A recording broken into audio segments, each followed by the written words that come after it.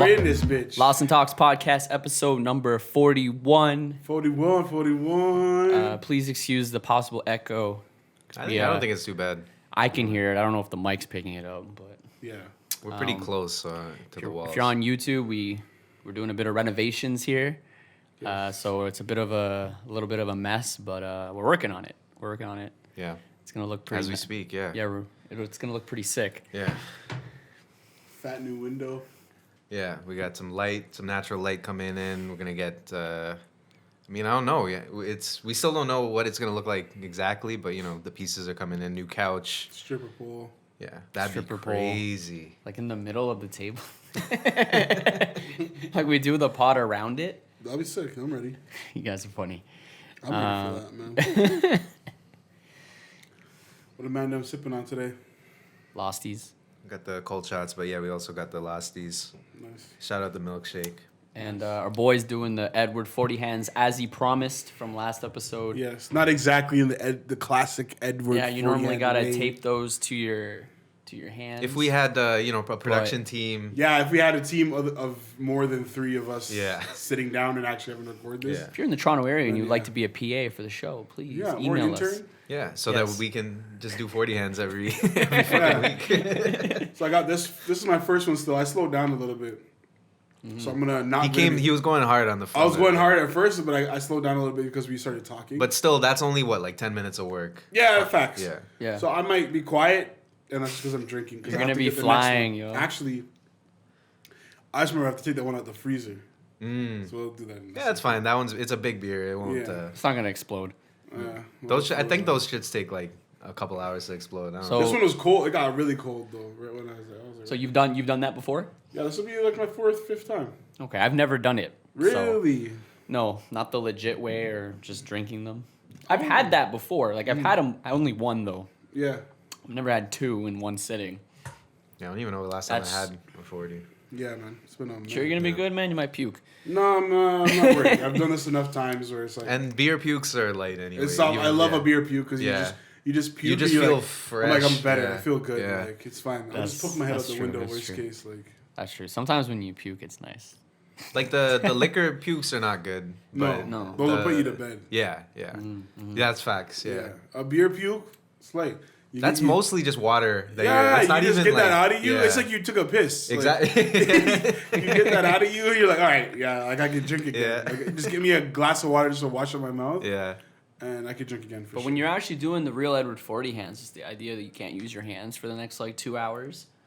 Just Or like however really long, yeah. shitty. Yeah. Yeah. So I've heard stories of people pissing themselves because they're taking it that serious. That's so dramatic, though. Like, Or like, yo, bro, whip my out so I can. no, you just want to be touched. Yeah. Like, because I've done this thing several times, and I've needed to pee, yes. Yeah. And that was once, and that was like my first time. Mm-hmm.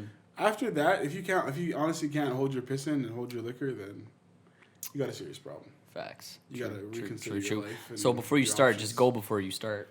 Yeah, go if before you anything. start. Yeah. I had 2 meals today. I had one at 12, a sub, and then we had some Popeyes. Like what? an Hopefully hour. the Popeye sits well on that. The Popeyes is probably the worst part. It's gonna fuck me up, but I prepped for it. You know? Yeah. True, I already true. took my shit today. True. I'm good. Like You too heard much that info. thing though about like how eating greasy food is good for drinking. I mean for beer, but like like hard drinking. Yeah. Like eating a greasy meal is the best thing to do Yeah, before. man. Yeah. Because it soaks up it the. just soaks up everything. So Yeah. like this first beer is barely touching me. That I missed that.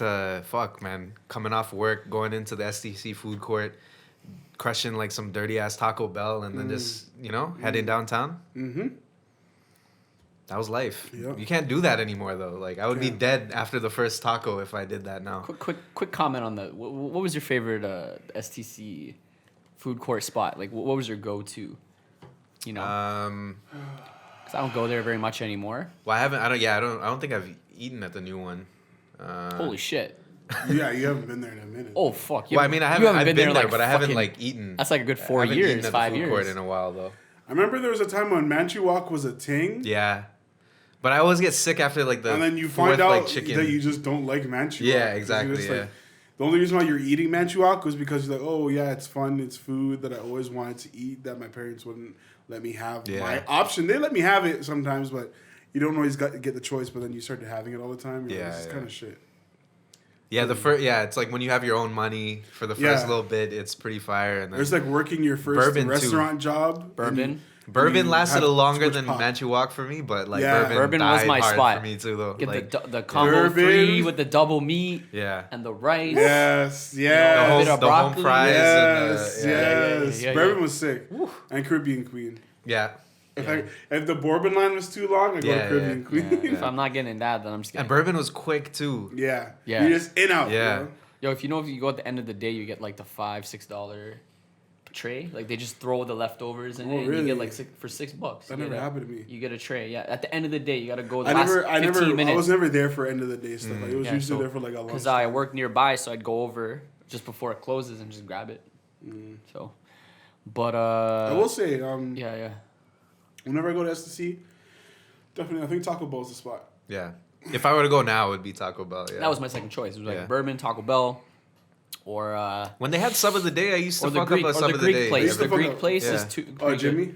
I go with the Greek. Yeah, place. yeah. Yeah, Jimmy's cool. It's Yeah. not the same, but it's cool. It's I not the remember same as when it was when upstairs. Subway dropped the sub of the day, I stopped. Yeah, I man. stopped that Subway like dead. Like When they There's no- dropped the summit of the day. yeah, like there's no point eating food court Subway. The there's no sub of the day. the food court Subway, they dropped the sub of the day. Yeah. Because I guess it's like too They're expensive gonna for get customers no matter what. Their margin Yeah. is shit. They probably were running out of the shit too. Like the Sunday was the chicken teriyaki. They were probably running out of that in like the first 3 hours or something.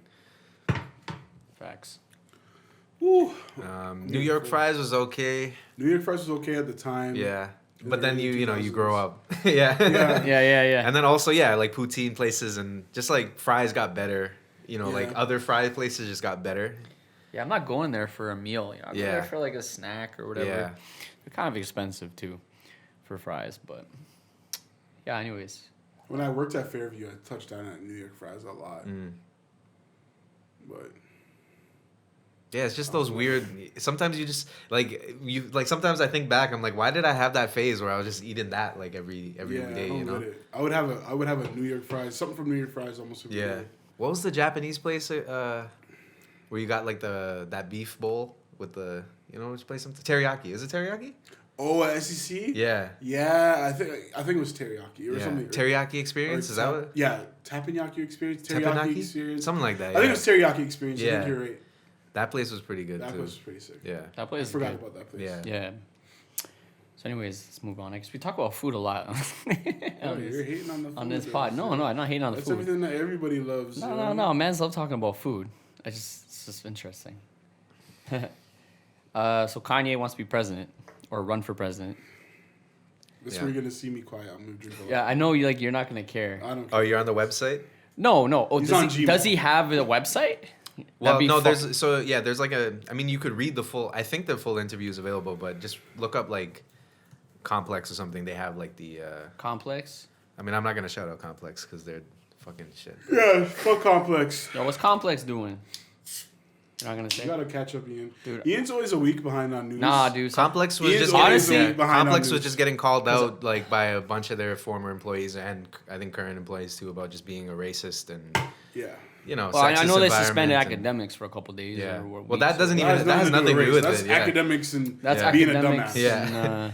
And, No, Complex was just getting shitted on, rightfully so, because even beyond that, they exploit black culture so much and don't. Don't say shit. Yeah. I mean, it is run by white folk. Exactly. The founder is white, the CEO is white. It was one of those things that like I always felt bad following them, but they were just such a easy source to get like the thing. It's just convenient. Like they're Yeah, always but, just there. It's like following Six I mean, Buzz. that's not a good mentality though. Yeah, you know? exactly. Yeah. That's why Yeah. I unfollowed Six Yeah. Buzz. That's why Yeah. I feel I that. don't follow none of those shits. Yeah. anymore. I'm about to start unfollowing all these meme Says- pages, except for Daquan. I like Daquan. Yeah. Kanye saying he doesn't support Trump anymore. Bullshit. So Kanye today he had apparently like a 4-hour long interview with Forbes, and I think they called it like a rant, like he just rambled for 4 hours, like it wasn't Which is really an interview. typical of him. Yeah. Yeah, some of the key points were that he disavowed Trump, but it didn't really seem like he I didn't read the full interview, but it didn't seem like there was a statement or anything where he was like, fuck Trump. He never really said that. Yeah. He was just kind of like, the things that I knew about that he had going on, like it wasn't right or something. Mm-hmm. And then he said that he would run for Republican if Trump wasn't running, and that the only thing that kind of makes sense is that he was talking about how the Democratic Party is it's kind of racist in the sense that they force black people to vote for the Democrats. Joe Biden made that comment where he said, if you're black and you don't vote for me, you're or something. not black. Yeah, which is fucking crazy. Yeah. It's true, because if you think about it, like if you're black and you were to vote for the Republican Party, not for Trump, if you were to vote for the Republican Party, you would be considered. It is against the black community's interest. Yeah, interest. I get it. Which doesn't make sense, because these political platforms have nothing to do with race. If you break it down, it's just historically, or for the past couple years, what has happened is the Republicans are usually the older white people looking out for other older rich white people, and then the Democrats are more social, so they're looking out for these types of rights. But really, if you look at the Democrat platform, they don't really go hard for any of these things either anyway. Not really. I think in the Joe Biden's platform, he wanted to increase the police budget, right? So it's like there's no winning. It's just that they're not as socialist liberal as you think. No. They're somewhere in the middle. Yeah. Of the spectrum. Which is the how Republicans are loony right. But most capitalist systems, that's how it works. You have the liberal, like us too. The liberals, they're not liberal. They're in the middle.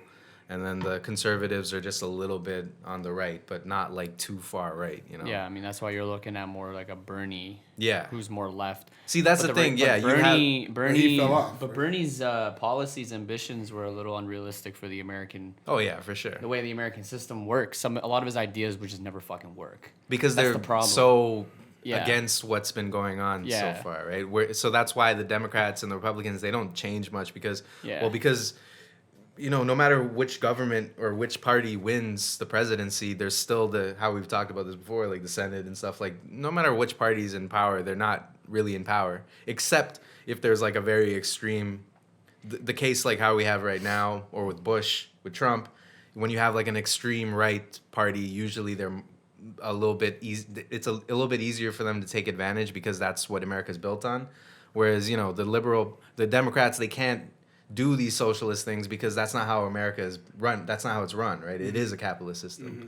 So, yeah, he was he made a point about that, and then he there were some other weird platform things, like he's pro-life, but he's also like, the thing is though, pro-life is not even a political thing. Yeah, I mean, it that's is, a but it's like it's just something for the Twitter people to it's do. a preference thing. It is for it is for the people, platform, but it isn't for the politically. That doesn't matter. Like right-wing people there's right-wing people that are pro-life. There's left-wing people that are not pro-life. Yeah. It's all over. It's that's a preference. I would assume that most people in government are pro-life just because of their age and like that's the belief of the previous generation, right? Yeah.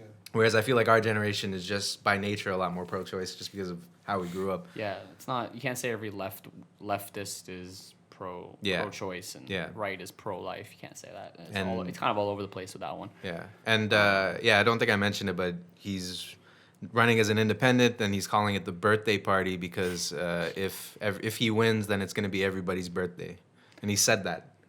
That's funny. I don't. That's what does that mean? I know. What the fuck does that mean?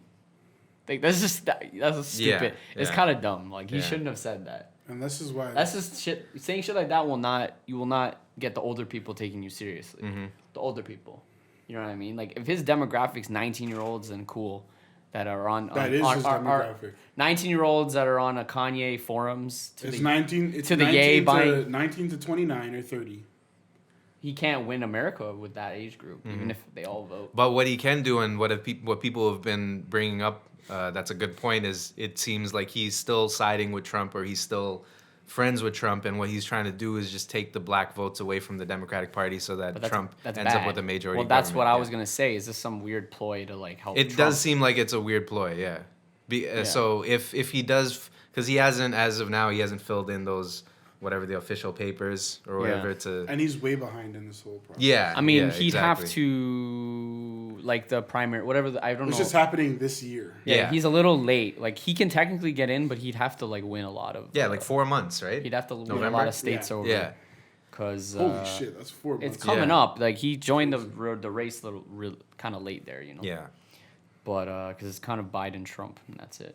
So I mean, But you do hear about those independent, like you always hear about these weird independent people who come up. Like I think Tiger King. Yeah, he's like running, a fucking. right? I said that the other day. Yeah. Kanye's gonna be looked at as another Joe Exotic. Yeah. Running for president. Yeah. It's kind of like he's running, but it's no, a he's joke. gonna be looked at as Kanye. No. Like the idea of just this like independent that has no chance. But remember, even Kanye, how many years ago, he also said he was gonna run for president. Yeah. He said it when Trump was first running. He said he was gonna do this shit. He didn't do it. What would, Definitely not happening. what would America look like if Kanye was president? It would. I mean, I'm not counting it out because no one thought Trump would have been president. How could a reality star become president? Well, I'm counting this now one at out. this point, a rapper can become president too. I'm counting this one out because. Just yeah, he's not gonna. He's not, gonna this do year, it. but Yeah. you can Yeah. never I'm count out not, the Oh, future. that I'm was not the- saying in the Yeah, that was the other inevitable thing he future. said too. Was if he wins in 2020, it would be God's plan or something. And if he God's wins in plan. 24, not God's plan. He said something like he used the word God a lot. They said Yeah. that. Jesus is Yeah. king. Yeah. I mean, yeah, he has no. This is, doesn't no. It's just kind of a joke. Yeah. Sorry. Like, I'm just. What would his I'm policies disappointed be? because free Yeezys. Don't be sorry. the track that he came out with was hard, and then Yeah.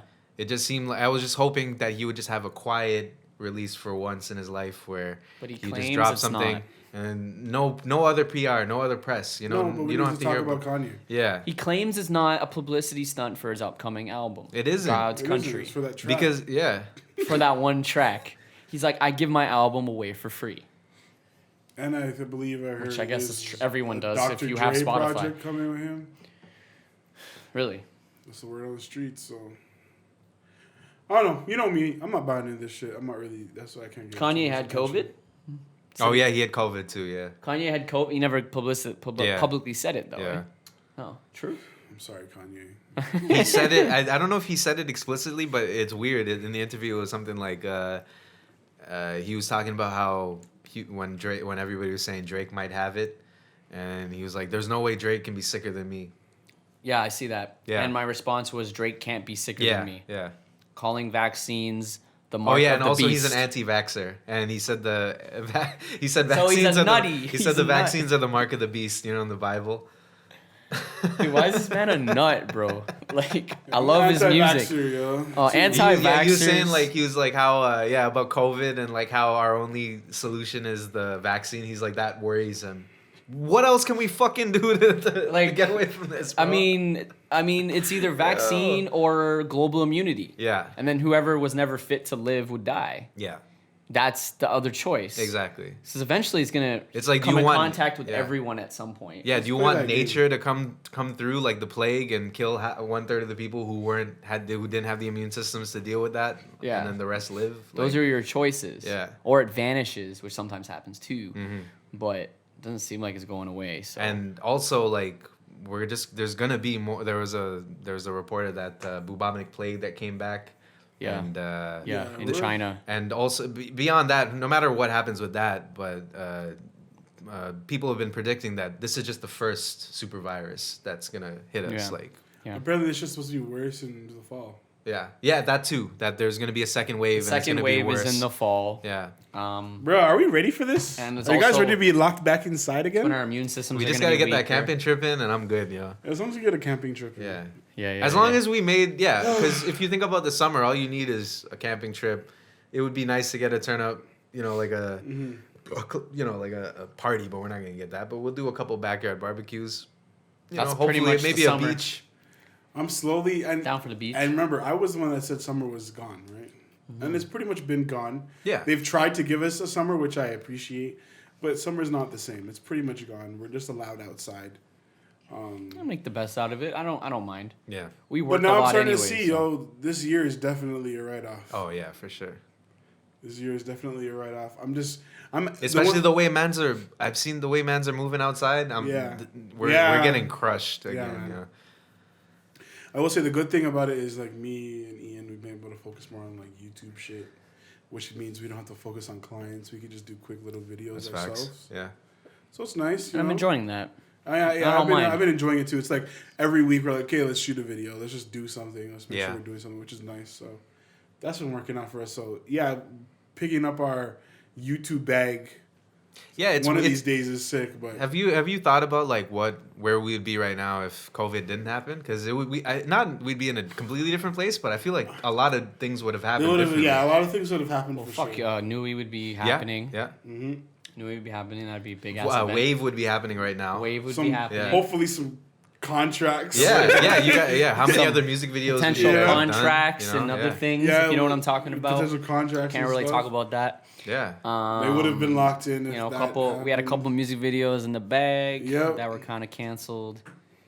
We probably would have had an event or two, performances. Yeah, I think the only reason we haven't thought about it is because we know that. I mean, the only reason I don't think about it because I know everybody's doing worse than me. So it's like in terms of like how we got hit, we got hit, but like we're still eating, so it's fine, you know. Yeah. Exactly. Yeah. We can't complain, Yeah. but it's just we probably could have been eating a lot more, you know.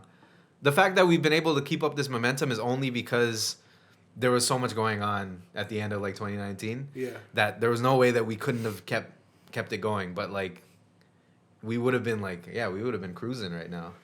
Yeah, man. Would have been a good year. It would have been a really good year. Whatever. It's still a good year. I don't know. It's been a good year. Oh, yeah. No, I'm as chilling, fucked man. up as shit has gotten. Yeah.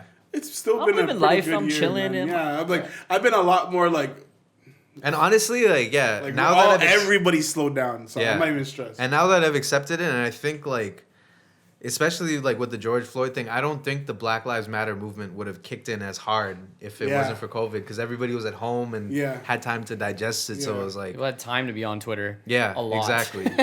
And so to pay I kind attention of like to the it. idea that when we're out of this, it's not going to be the same as what it was. Because if nothing changed, it would have been cool. But at least we know that there's going to be like good lasting. Is it fucked up that it's not that I want the second wave to happen, but I want it to happen so that we could progress. You know what I mean? Yeah. I want us to just go through the bullshit that we need to go through so we can just progress as a humanity. Yeah. Learn our lesson As a little bit. world. So that we can stop seeing these videos of white people on in grocery stores yelling about not wanting to wear a mask. Yeah. Ian? Whoa. Ian was up inside Popeyes today. Just relax. I took my mask off to use my fucking phone because my he phone didn't put has it back on. my Face ID. I got the Face I was ID. looking at Ian after I made my order. I'm like, bro. Are you crazy? Yeah, and then the dude behind us walked in with no mask. Yeah, he was crazy. And they didn't say shit. Yeah, of course. They're like, can we help you? Like, Yo, I took the bus today for like the first time. I'm bare people without a mask. Yeah. I was just like, y'all are crazy. today? Yeah, today. But it's the law. Today. Bro. Bus driver doesn't care. Yo, I was in subway stations and mans aren't using masks. Like, So it's a bylaw that no one's listening to. yeah. Yeah. Fuck, then why even bother? I don't And the know. bus driver wasn't wearing a mask. So And I'm getting on the front of the bus again. Is he I supposed to didn't get even know I could fired do at that point? Like, No, apparently I guess the bus drivers are just like, some of them are just like, yeah, don't worry about it. Because think about it. They're also don't worry about a mask. yeah, low key. I don't believe in. Some of them are like that too. Yeah. It's 5G. Well, fuck that. Yeah. That guy. They should be punishing those people. You know. Yeah. So just for the history books, so we can look back on this. Now it is mandatory to wear masks, pretty much in indoor places. But just so you know, nobody cares. It's Yeah. not a law, even not though a it is a law. law. It's a law, but it's not a law. Yeah. It's It's a bylaw. bylaw. Yeah. Bylaw, By chance, if like, you get caught. Yeah. no littering. That's a bylaw. Yeah. Yeah. People litter Yeah, Yeah. exactly. all the time. Because That's people the are thing. going to do it. See, that's the thing. It should be You know what I much mean? stronger than that. Like, Yeah. because it shouldn't be stronger than that. People should just be doing it out of common sense. But Yeah. and I think that's what the government thought at first. Like, we don't need to make this a law. Like, we don't need to be putting people in jail. But yeah, I think you got to put these people in jail. Yep. And just not Find even them, for just find not them even heavy. for that, because it's like if you have that much of a problem, then there's probably something else wrong with you. It's not just the fact that you don't want to Well, I wear was a telling mask. Jamal, like, there's like some, like, Popeyes, for example, like, the people there might not care because they're just trying to get this guy's money because they want him to buy chicken. if they will like reject 30% of their customers because they don't have masks, and they're going See, to that's lose the a ton thing. of money. So I think they're choosing the money over the safety. I went to Boston what I Pizza mean? yesterday, and then on Morningside, and Yeah. the patio was packed. Yeah, we were just there. We And just I'm saw like, it. yo, like, and it's basically indoors because you have the wall and then you have the umbrellas, right? Mhm. And then, but they're like, because I went to pick up food and they're like, oh yeah, no, you don't have to wear a mask outside, but you're basically inside when you're outside. Exactly. And you have this empty restaurant that nobody's using, but you're packing them in this patio because of the law. And it's a stupid loophole where it's like people would have been safer if you put some of them inside. If you put some of them inside, you have max 20 guests or something like that inside, and then the rest of them you have outside. Because obviously Facts. you can't expect restaurants to be denying customers unless the owner is like, very, adamant about that shit. But chain restaurants, like, they probably don't even have the power to be like, yo, no. Yeah. Because they're not getting that money directly, right? Mm-hmm. Even at my job, it's a little weird. Like, they're not allowing people to use change rooms. So, but it's crazy. I've never seen so many people in my life just get undressed and put on That's the clothes thing. right there in the fucking middle of the store. That's the thing. When you remove things from people, they just turn into like savages. Yeah, Like, it doesn't man, matter the it's rules. stupid. And it's I get their point. Like, okay, because what it is you can still buy the stuff and you can return it and exchange it. We have to put it in a sanitation zone for 3 days or something. Mm-hmm. But I get it. So it's like, okay, if I just try it on here, then aren't you gonna just do it anyways? Yeah. I completely understand. Yeah, At the same time, it's like, I don't want to see your nipples in the Yeah. store. I don't want to know that you're out here fucking tossing your clothes around other clothes. You know what I Yeah. mean? And People also, aren't like, getting that. people are, you might not be changing, but people are still touching up the clothes and stuff. Exactly. So what's the difference, Yeah, exactly. It's funny, and we're opening them on Thursday, and I'm like, just keep them closed. Like, there's no need to open it. Like, for what? You know what I mean? That's the problem with, like, these... You can't enforce these rules where it makes sense for every individual store because every store is different, every restaurant is different, and every owner is different. Everybody has a different Opinion of the care. Yeah, exactly, a different this opinion. whole situation. Yeah, so it's just not gonna work because if you have the greatest laws, but then the person who owns that store doesn't care. They're gonna use every loophole they can to try and maximize money because that's what these guys are doing. They're trying to make up the money that they lost so far, right? Yeah. Exactly. Yeah. So Stupid. Waste of time. Mandatory masks. We'll be back. it's also one more comment. Sorry. Never mind. They're just trying to. Never mind. Fuck it.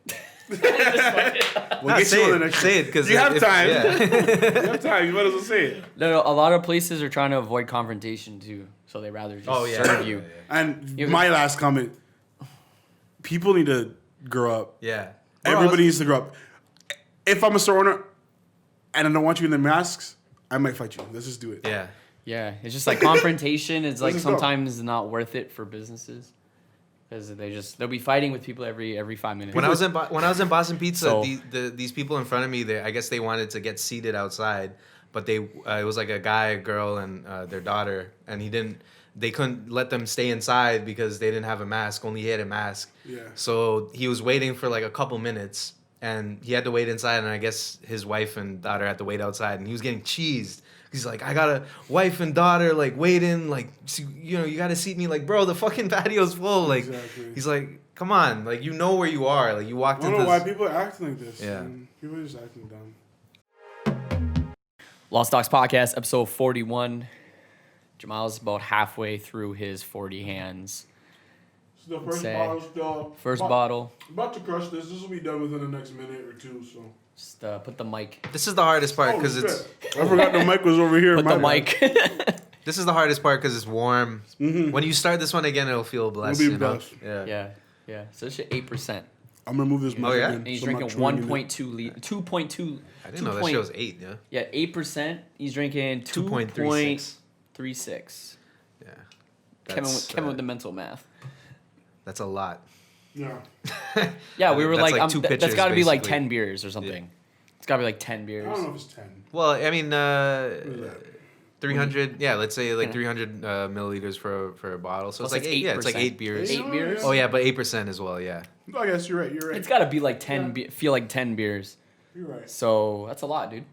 Yeah, I'm like full. Right. Yeah. It's almost half of a walk. Facts. Yeah. Facts. Well, Shit. so we got to do the walk. That's crazy. Yo, would it be possible to do the walk? A don't know COVID if walk? it's Yeah? We gotta hit the COVID walk. patios. We gotta hit the patios. Yeah. We can do the COVID walk, That'd be so extra. Yeah. but we gotta make sure everyone we go to is a patio, That's whack. and we can go drink, and then we're walking the rest of the time. Or can we do like an LCBO walk? Like walk with the bottle in her hand. Like we figure out stops where there's like, you know, like LCBOs. 3 or 4 LCBOs Yeah. we can hit, and we just gotta find like, An alley. yeah. Yeah. We pick like parks instead, or like alleys, yeah. Yeah. That's another thing. Like, I feel like if they just let us drink in public like they do in Europe, then there would be none of this issue with patios, because people Yeah. would just be drinking anywhere. Walking. Yeah. I mean, they'd be more like, what's the word I'm looking for? Incentivized. Exactly. If you will, to just go grab a fucking beer and go on a walk. Yeah. All right, so TikTok. Let's get into this shit. So I'm gonna be quiet during this one too. Jamal doesn't give a fuck about TikTok. But let's talk about Gary Vee for a second. No, chill. Why do you want to talk about Gary Vee? Yo, stop TikTok. moving the mic, TikTok, man. TikTok. Stop moving the mic. I'm moving it out of the way so I can. Yeah, you're not gonna say anything. Go ahead. All right. All right, so TikTok, if you guys don't know, it's one of the most hottest apps out right now. All Not great, anymore. Great for the kids. A lot of kids are Not on it. anymore. Yeah, great for the petties. Dude, you can't even say that about TikTok because there's pedophiles on every app. Okay? You're right. Okay, there's not pedophiles supposed on to be talking. Facebook, there's pedophiles on Instagram. TikTok has a younger demographic, so it would attract a little more of the younger, the people who are looking for that. But that's not what I wanted to talk about. Basically, so TikTok is a Chinese-run app, and there's been a lot of issues with privacy. But you know what? A lot of social media apps are having the same issue. I mean, Facebook went through the whole privacy thing last year. Facebook lost $7 billion today. That's also true. In one day?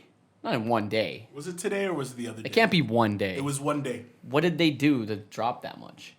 Okay, move the mic. Man.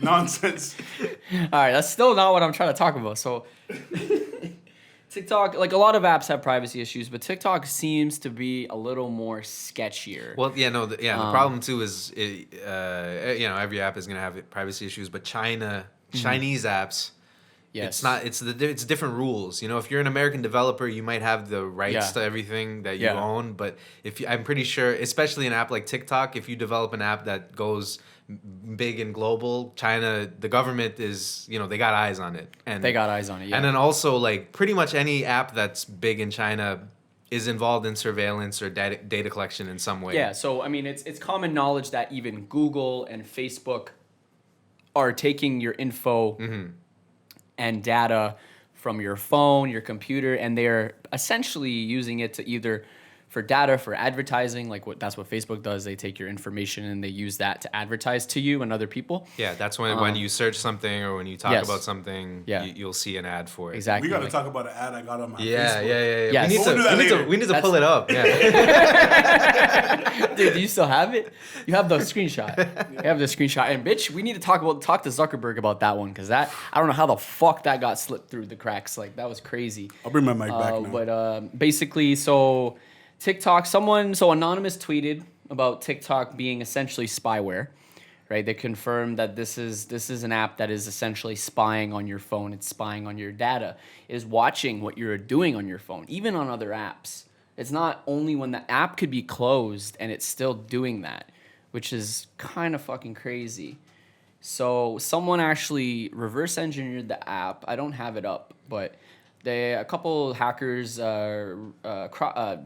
reverse engineered it and found out that this app is potentially scanning info from your phone and stealing info and who knows where it's going, assuming China. And other information from other apps, like your passwords. And exactly, it could watch what you're doing on other apps. So if you say you have password saved in your keygen, and then you copy and paste that, it could actually pick up on that and learn your passwords. It'll even know the secondary email you used as your backup and find out the information for that. It knows if your phone's jailbroken or not. There's like a bunch of stuff. Like, let me see if I can pull it up. But basically,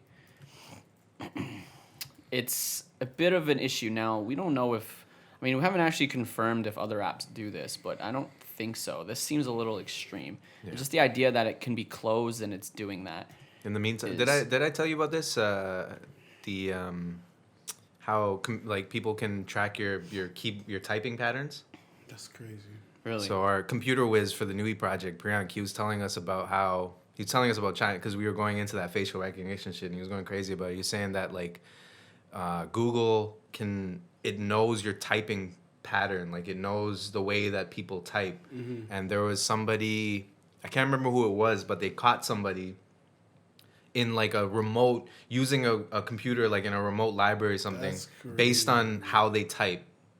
So you don't like you think that you're right. Yeah, obviously your writing is like unique, but they know you're typing based on the amount of seconds it takes you to like. Bruh, like the what's pressure crazy, and stuff. Man? Like Google collects that data, so they have a typing profile of us. Like, how rich do you gotta be to think about that idea?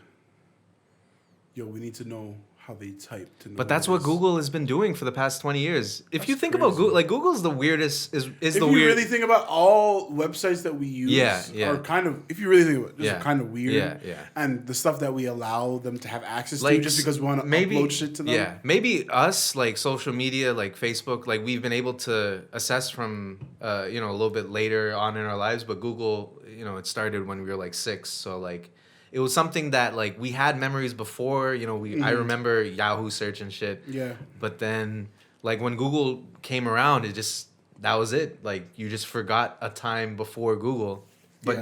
But in that time, we've allowed Google to come up with street maps, street view, like so many different ways of gathering data that we just allowed them to. Yeah. Because they were just gonna. Because every time you buy an app, every time you download anything, and you click that allow thing, you don't know how many things you're signing off because nobody's reading those agreements. Yeah, and I appreciate. I mean, some apps are trying to be more transparent, like for advertising. Facebook's been more transparent with advertising. A couple years ago, when Facebook was really getting shit on for the privacy like for example, shit, when you have an ad pop up on Facebook. On the bottom of the ad, there's a link that says, "Why am I seeing this?" Mm-hmm. You click it, and then it explains, "Oh, it's because you're in this demographic and you live in this area, and this advertiser is targeting you, basically." Mm-hmm. And it tells you that, and you can go even deeper, and you can see every single ad that advertiser is running, and all that. So they've been a little more transparent with advertising. Yeah. Because basically, people were just like getting angry about like, "Why am I getting these ads?" and blah blah blah. So. Google. It's like Google too. I'm not scared of who.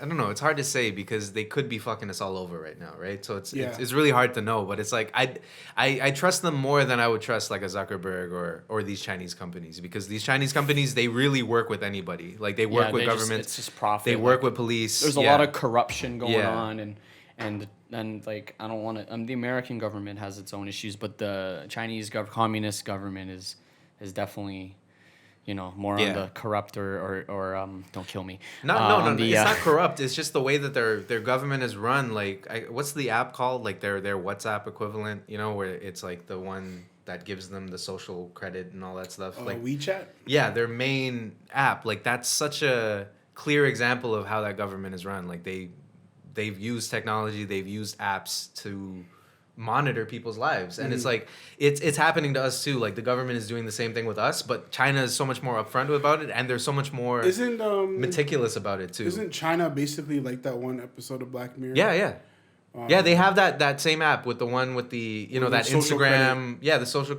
They have that app, like, and where it's like to the point where your life can actually be fucked. They know who you've been. They know everybody that you've been with in the past up to the past month. The laws that you've broken. They know everywhere that you've gone in the past month because of my GPS. Because based on on face detection. Well, if you go on your phone, it'll tell you every place you've been. So it's like their facial recognition, and then and then the fact that it's basically it's like how Google would know everywhere that we've been. Mm-hmm. Based on that map history thing, but then also with the facial recognition, and then with the. Well, have you ever thought, this is a wild thought conspiracy? Ever thought that every single iPhone that is taking or scanning our face is taking that information and sending it somewhere? So it has our face. Apple has everyone's face. Yeah, 1,000%. Probably. But where is that going? But same time, If it can recognize my face, they can send that Well, data I feel somewhere like else. so yeah, like that face lock thing. I feel like I don't know if it's true, but I feel like they'd be using that app to. They're using that to better the facial recognition, right? Yeah, so yeah. they are collecting that data. you're getting up to date daily. Sorry, excuse me. You're getting up to date face detection and photos, basically, of a person's face every single day of their lives. Yeah. Yeah. For however long they have their phone. And if you need to open your phone, which you need to do every fucking day, several times a day, Yeah. you're fucked. Yeah. Yeah, they're totally... Even if Apple is saying, "No, we got you on the security end. This is not stored anywhere than Trust in what this they application." say. And it's cool. Like, great, thanks. I appreciate you guys for trying to reassure me. I'm definitely getting drunk. Dude, you're only halfway. I know, bro. eh? Yo, he's gonna get. But lit. it's like at the end of the day, even me having an iPhone, I know my fingerprint is gone. Yep. I'm dead. Yeah. My face is gone. Yeah. It's all gone. And now you're telling me Google knows how I'm typing? Yeah. I'm dead.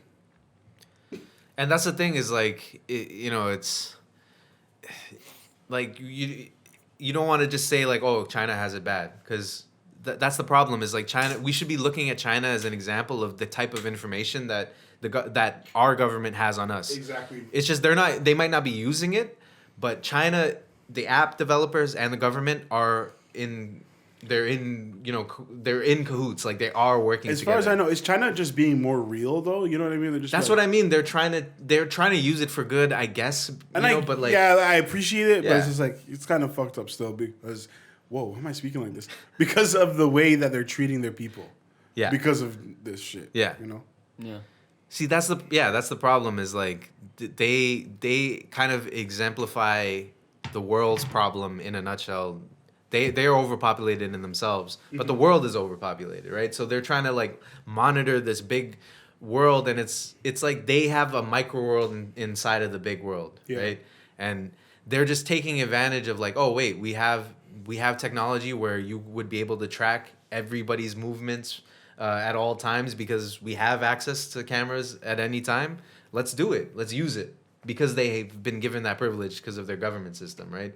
Whereas they're probably doing the same thing for us, but the way that our government works, they're going to try and tell us that it's not like that. So that's what I mean. Like, I might rather have somebody telling me straight up that this is what they're doing to you. But it's just fucked because you're just like, fuck. Yeah, because you're fucked either way. Yeah.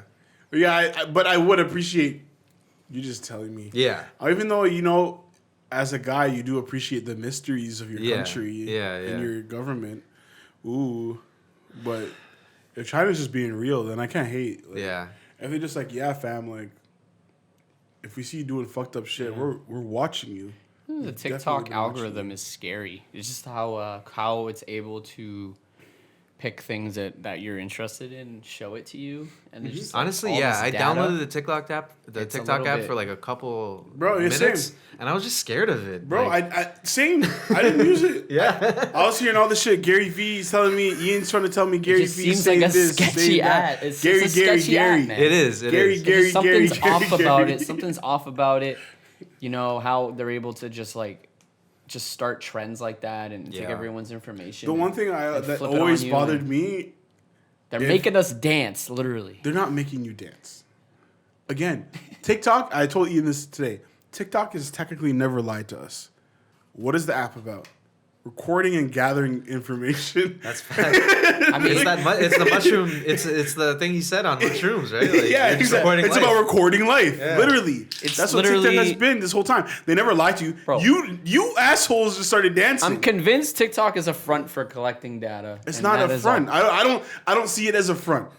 Oh, you think it's right in our face? They've been real. They've been like, it's one of those things. We're simply a camera. We need access to everything on your fucking phone, and we need access to your audio. It's one of those things where it's like you went up to TikTok and you're like, you guys are fucking spying on me. And they'd be like, well, you get access to we told you.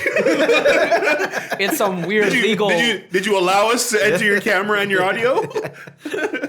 You know what I mean? But yeah. I will say, I agree, though. The one thing that's really creepy with TikTok is that it's still doing these things when the app is closed. Yeah. That's definitely like, I'll read some little notes that this hacker or whatever anonymous person did.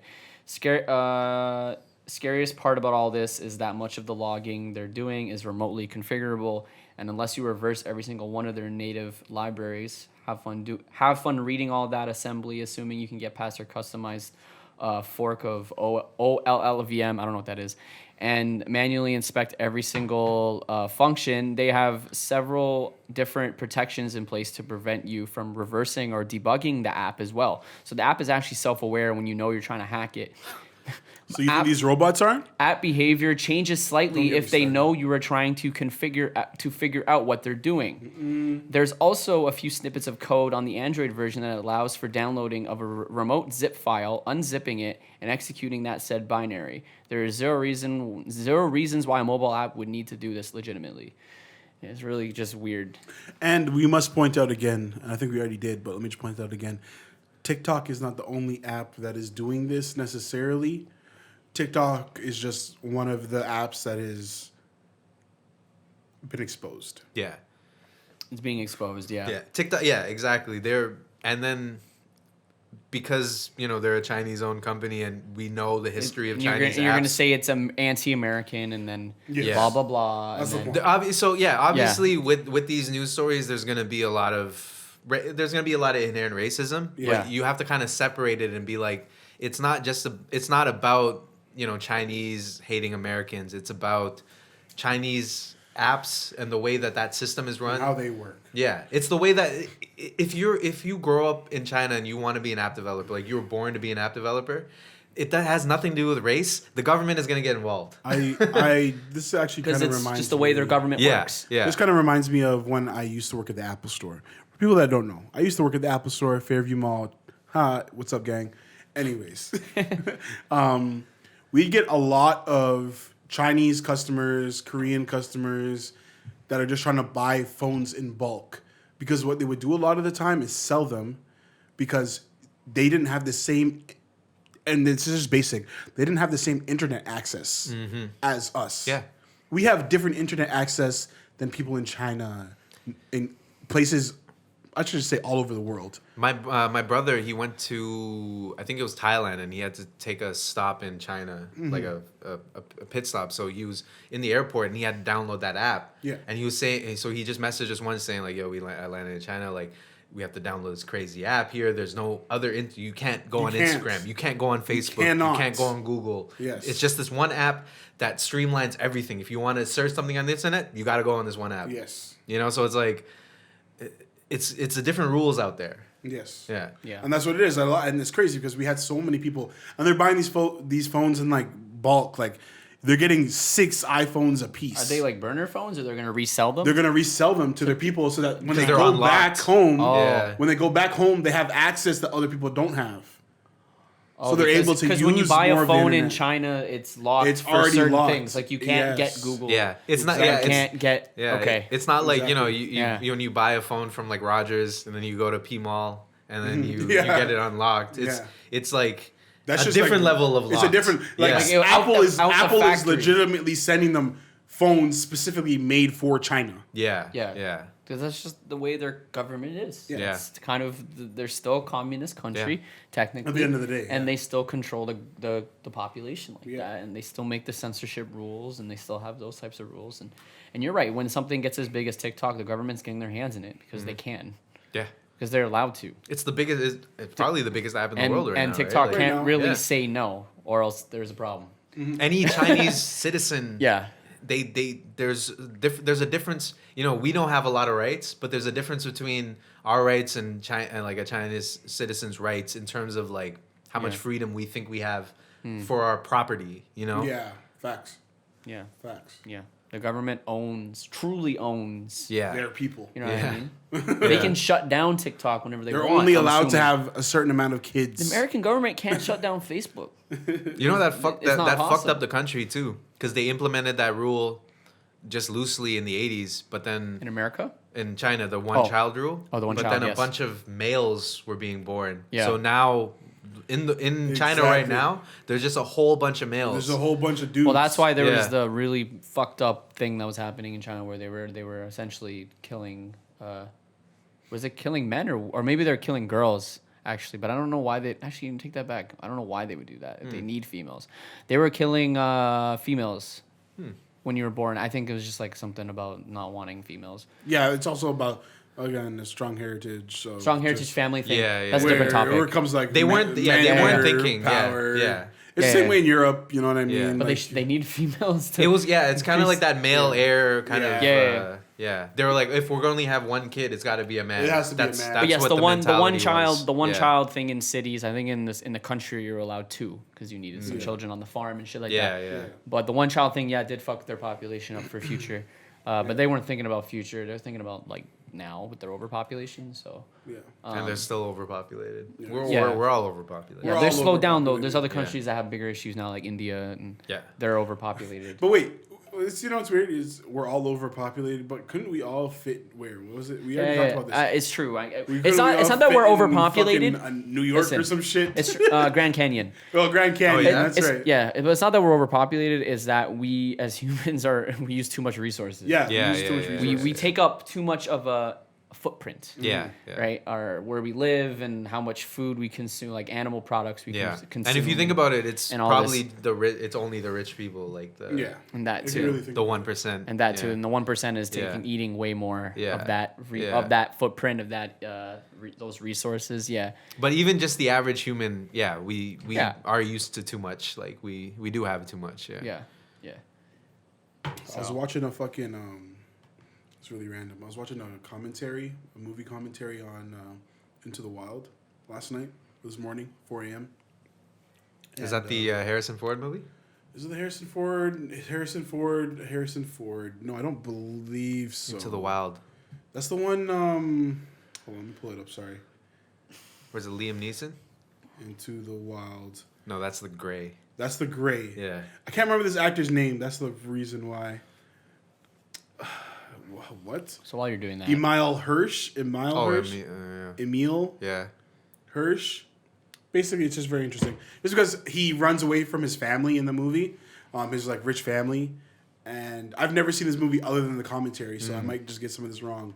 But it's just the reason why I'm bringing it up is because it's so interesting how he lives. He runs away from his rich family because of their relationship. He doesn't want it in the future. Changes his name and everything like that, and he just lives in the wild, basically.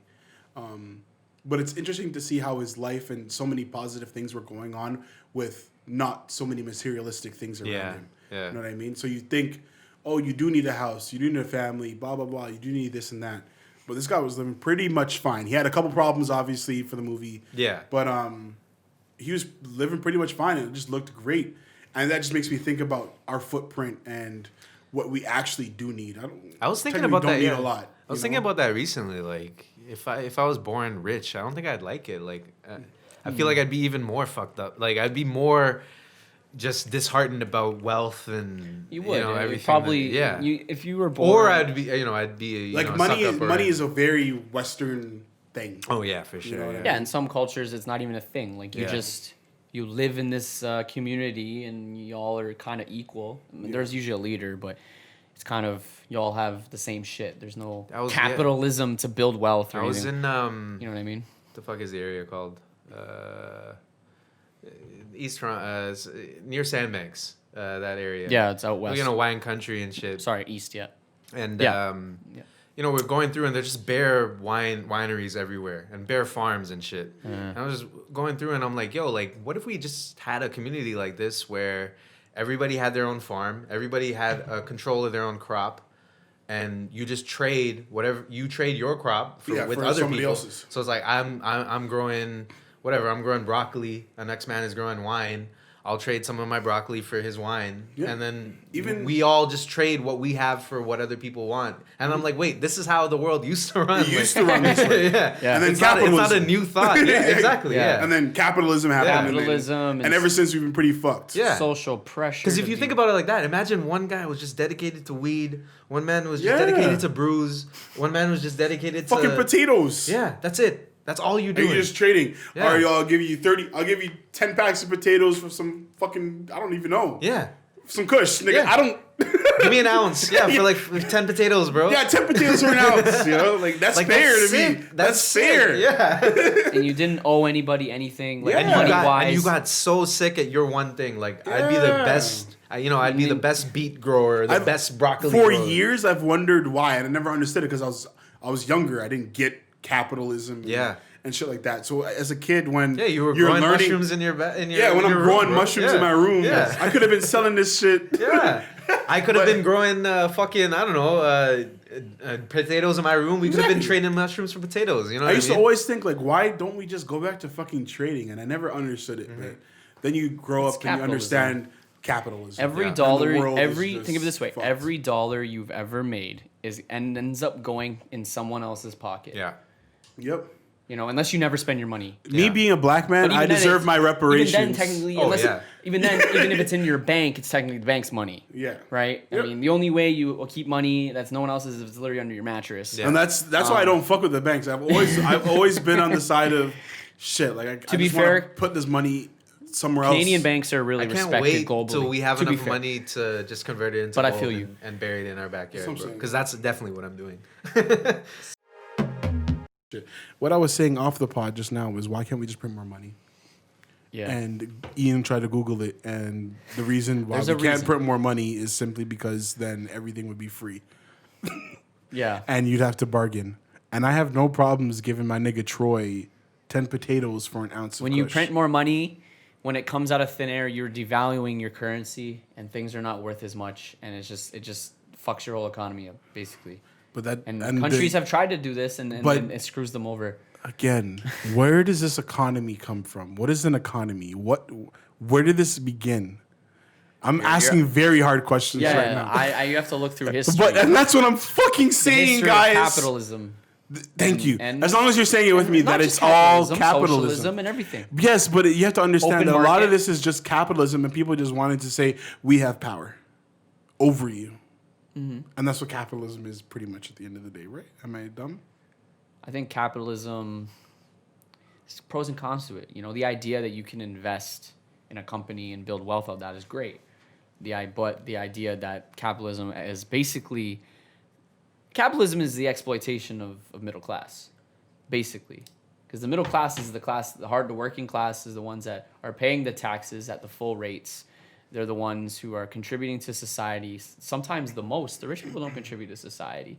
Besides maybe creating these big companies that do a lot for our society, but not all of them. I hate to say some of them do damage, you know what I mean? It just depends on the company. I hate to try and come up with this perfect world, but man, shit would be so much easier if we just got rid of a lot of shit, you know what I mean? And just work together as people, you know what I mean? As one race. Yeah. And if we could just, like these guys have imaginary borders, these lines that they made on a map to say, this is my land. But what does it matter, fam? I don't know if it's the OE hitting me. It is the OE hitting you. Yo, you're getting lit, yo. But it's just like... this guy saying woke ass shit. I just don't get it, you know what I mean? And you get to a point in your life, and we can have 1,000 conversations about why the world's so fucked up. Well, why are they doing this? Why is this happening in Yemen? Why da-da-da? Bro, it's simple. The leaders of this world don't care about us at all. They care about themselves. They're just trying to make it until they can die and pass this shit on. It's simple. Yeah. And it's sad that us as middle-class people and regular folks don't have the knowledge, the money, the power, the organization to just take over. Yeah. It sucks. It's sad. Because I feel like we could. There's more of us than there is the rich folks, the 1%. It would just require... You'll catch me in a fucking mansion, with the strap. Yeah. You'll catch me in a mansion sitting there. Bill Gates' house. Sir, you don't... Shut the fuck up. What are you going to do to me? It's just also what we've been raised to know. Because, we've been... Well, that's what they do. To the idea of building wealth. And that's what they do. They try to want to be rich, but that's what they do, They try to put this thing into your head where it's like, we worked for this, so you have to as well. And that's cute. I agree. We should all put our efforts in to make something happen. But at the end of the day, there's a bigger picture. You know what I mean? Yeah, there's too many. It's too hard to answer any of these questions, man. Like, there's so many different sides to it, and there's good pros and cons to all of it. Like, I like capitalism because I like the idea of being able to start your own business and build it from scratch, build it from the ground up. But you could do that without the capitalism. Well, if you're, we could be trading videos for whatever. If you're in a communist society, you don't actually own your business, and the government dictates what business you're starting, Ian, or what you're doing. I don't know if you're getting my point yet. This was all created by some white dude. This government, this economy, this and that, all this shit that you're talking about was created by some dude. That just like we're saying, my dad is just some guy. It wasn't just one dude. It was a history of things. It's some dudes. It doesn't make a difference. My dad has friends. It's like my fucking dad's friends making rules for the world.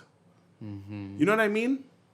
Mm-hmm. It's just I don't know. It's just really fucking stupid. This guy's so woke, right? No, it's not even necessarily being woke. It's just dumb, bro. It's just really dumb. Because again, I get what you're saying, but you have to understand all this shit that you're saying is coming from shit that you've read from people that were involved with the problem. Yeah. But yeah, so I'd like to ask you then, since you're very opinionated on it, what kind of society do you want to see? I want to see I want to see a society that's more involved with society. Okay, what do you mean? People actually working together to come up with shit and actually do shit together rather than against each other. Like, we don't need to be fighting with countries because we don't believe in the same things. I understand we have some disagreements, but if we could find some agreements in some things, that'd be great. Well, we were having this. It's just there's too many people, but I understand. So let's not complicate things here. Which we do in life, anyways. We complicate things. We talked about this off the pod. A society that you have individuals within this community that has an assigned role, and essentially that's what they do, and everyone has the same income. Wait, that's communism. No, I never said nothing about that. No, it's not income. It's a lot simpler than income. No income. But that's what I'm saying, Ian. Income, money, taxes, debt. Yes. These are things that were created to hold people back. Okay. Yes, some people excel, but a lot of people, and a lot more people, I should say, are held back because of these things. So why are we holding humans back? True. And how can we get everybody not necessarily on the same page, but in a better place? And also, if we get everybody on the same page, we're at a point in the world now where we could create a global society, right? It wasn't possible at any time until the internet. We're so connected right now that there's no excuse for us not to be connected. Yeah. Not to empathize with the Europeans who enslaved the Africans, but you can understand that before the internet, these guys went to a new continent and seen these people and are like, okay, they're not humans. Yeah. Right? That's what they did. That's what happened. They saw aliens. Yeah. They saw people that looked different. Yeah. And they're like, how can we take control of this situation? Yeah. Yeah. But we live in a world now where it's like, no, everybody is human. And it's beyond the point where we can say, somebody is less human. We haven't even had that discussion ever in the past 500 years or 1,000 years or whatever. So it's like, we're at a point now where it's like, it's 2020. When you get to that point when you're like, it's 2020, shouldn't we be in space now? Yeah, we should be in fucking space now. That's what I'm saying. That is what... There's so much progress. If it wasn't for the systems put in place today, we would not have grown as a global... We would not grow globally as we did. Before China was an open market capitalist country, it had one of the smallest economies around. It was third world. And as soon as capitalism took over, it grew. Now China's looking at being the biggest economy on the planet. That's cute, Ian. So but what? If you were to remove, you're talking about things that dudes made up. We wouldn't be where we're at right now if it wasn't for any of this. But it's also we can. You would still be on a farm, and it would be 1840. Well, that's not okay. Great, and that's cool. And I have no problem because I'm not part of this whole cancel culture bullshit. I have no problem with us growing from our mistakes seeking change and actually doing that's shit. the difference. Is like we're at a place now where we can be like, okay, this capitalist society has run its course, or the things that our ancestors did were obviously wrong. Like we're the ones who have had the time in history to be like. We've had a few years. I'm gonna say, even though it's been hundreds. Yeah, we've had a few years to try and figure this out, and there's still a lot of racism. There's still a lot of classism. There's still a lot of bullshit because going we're on. still working with countries that are written on the laws that were written by racist people. So it's like 1000%. It's up to our, if it's not our generation, it's up to the current generation to be like, okay, this is where we decide to learn from humanity's mistakes and like actually learn from them and figure out where we want to go. When are we going to get to a point where this actually going to be changed? Because we're still living in this. Because we're not making shit. Yeah, that's been written how many years ago? Humanity is not leaving. It sounds stupid, but like humanity is not leaving the solar system if they're countries. We're leaving as a planet. Yeah. If I'm still reading about this Yemen war that's going on, we're not leaving the fucking. We're not touching Mars. You're not gonna see. We definitely weren't gonna see Mars anyways. Yeah.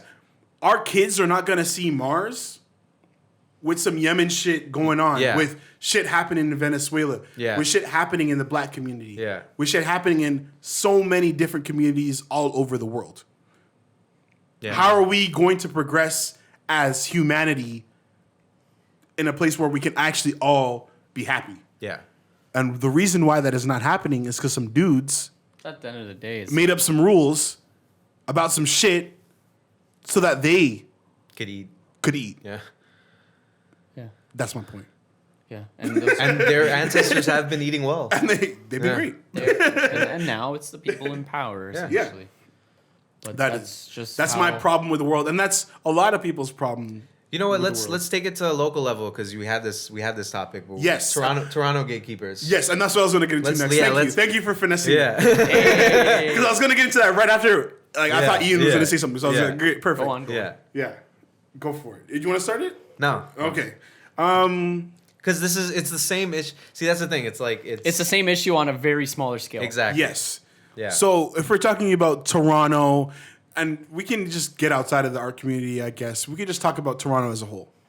Who are the fucking gatekeepers that are the gatekeepers of our city that are pushing the talent, the money, the business, etc., whatever Toronto is?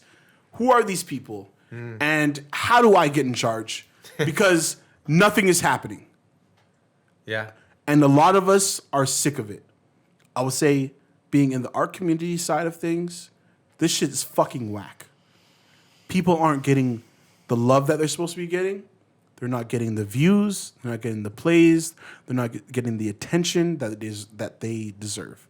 Sean Leon, Claremont II, Kevin A, Lost in Nostalgia, R&B Radar. A lot of places are not getting the love that they are supposed to be getting, especially from our city. And why is that? It's because of the gatekeepers.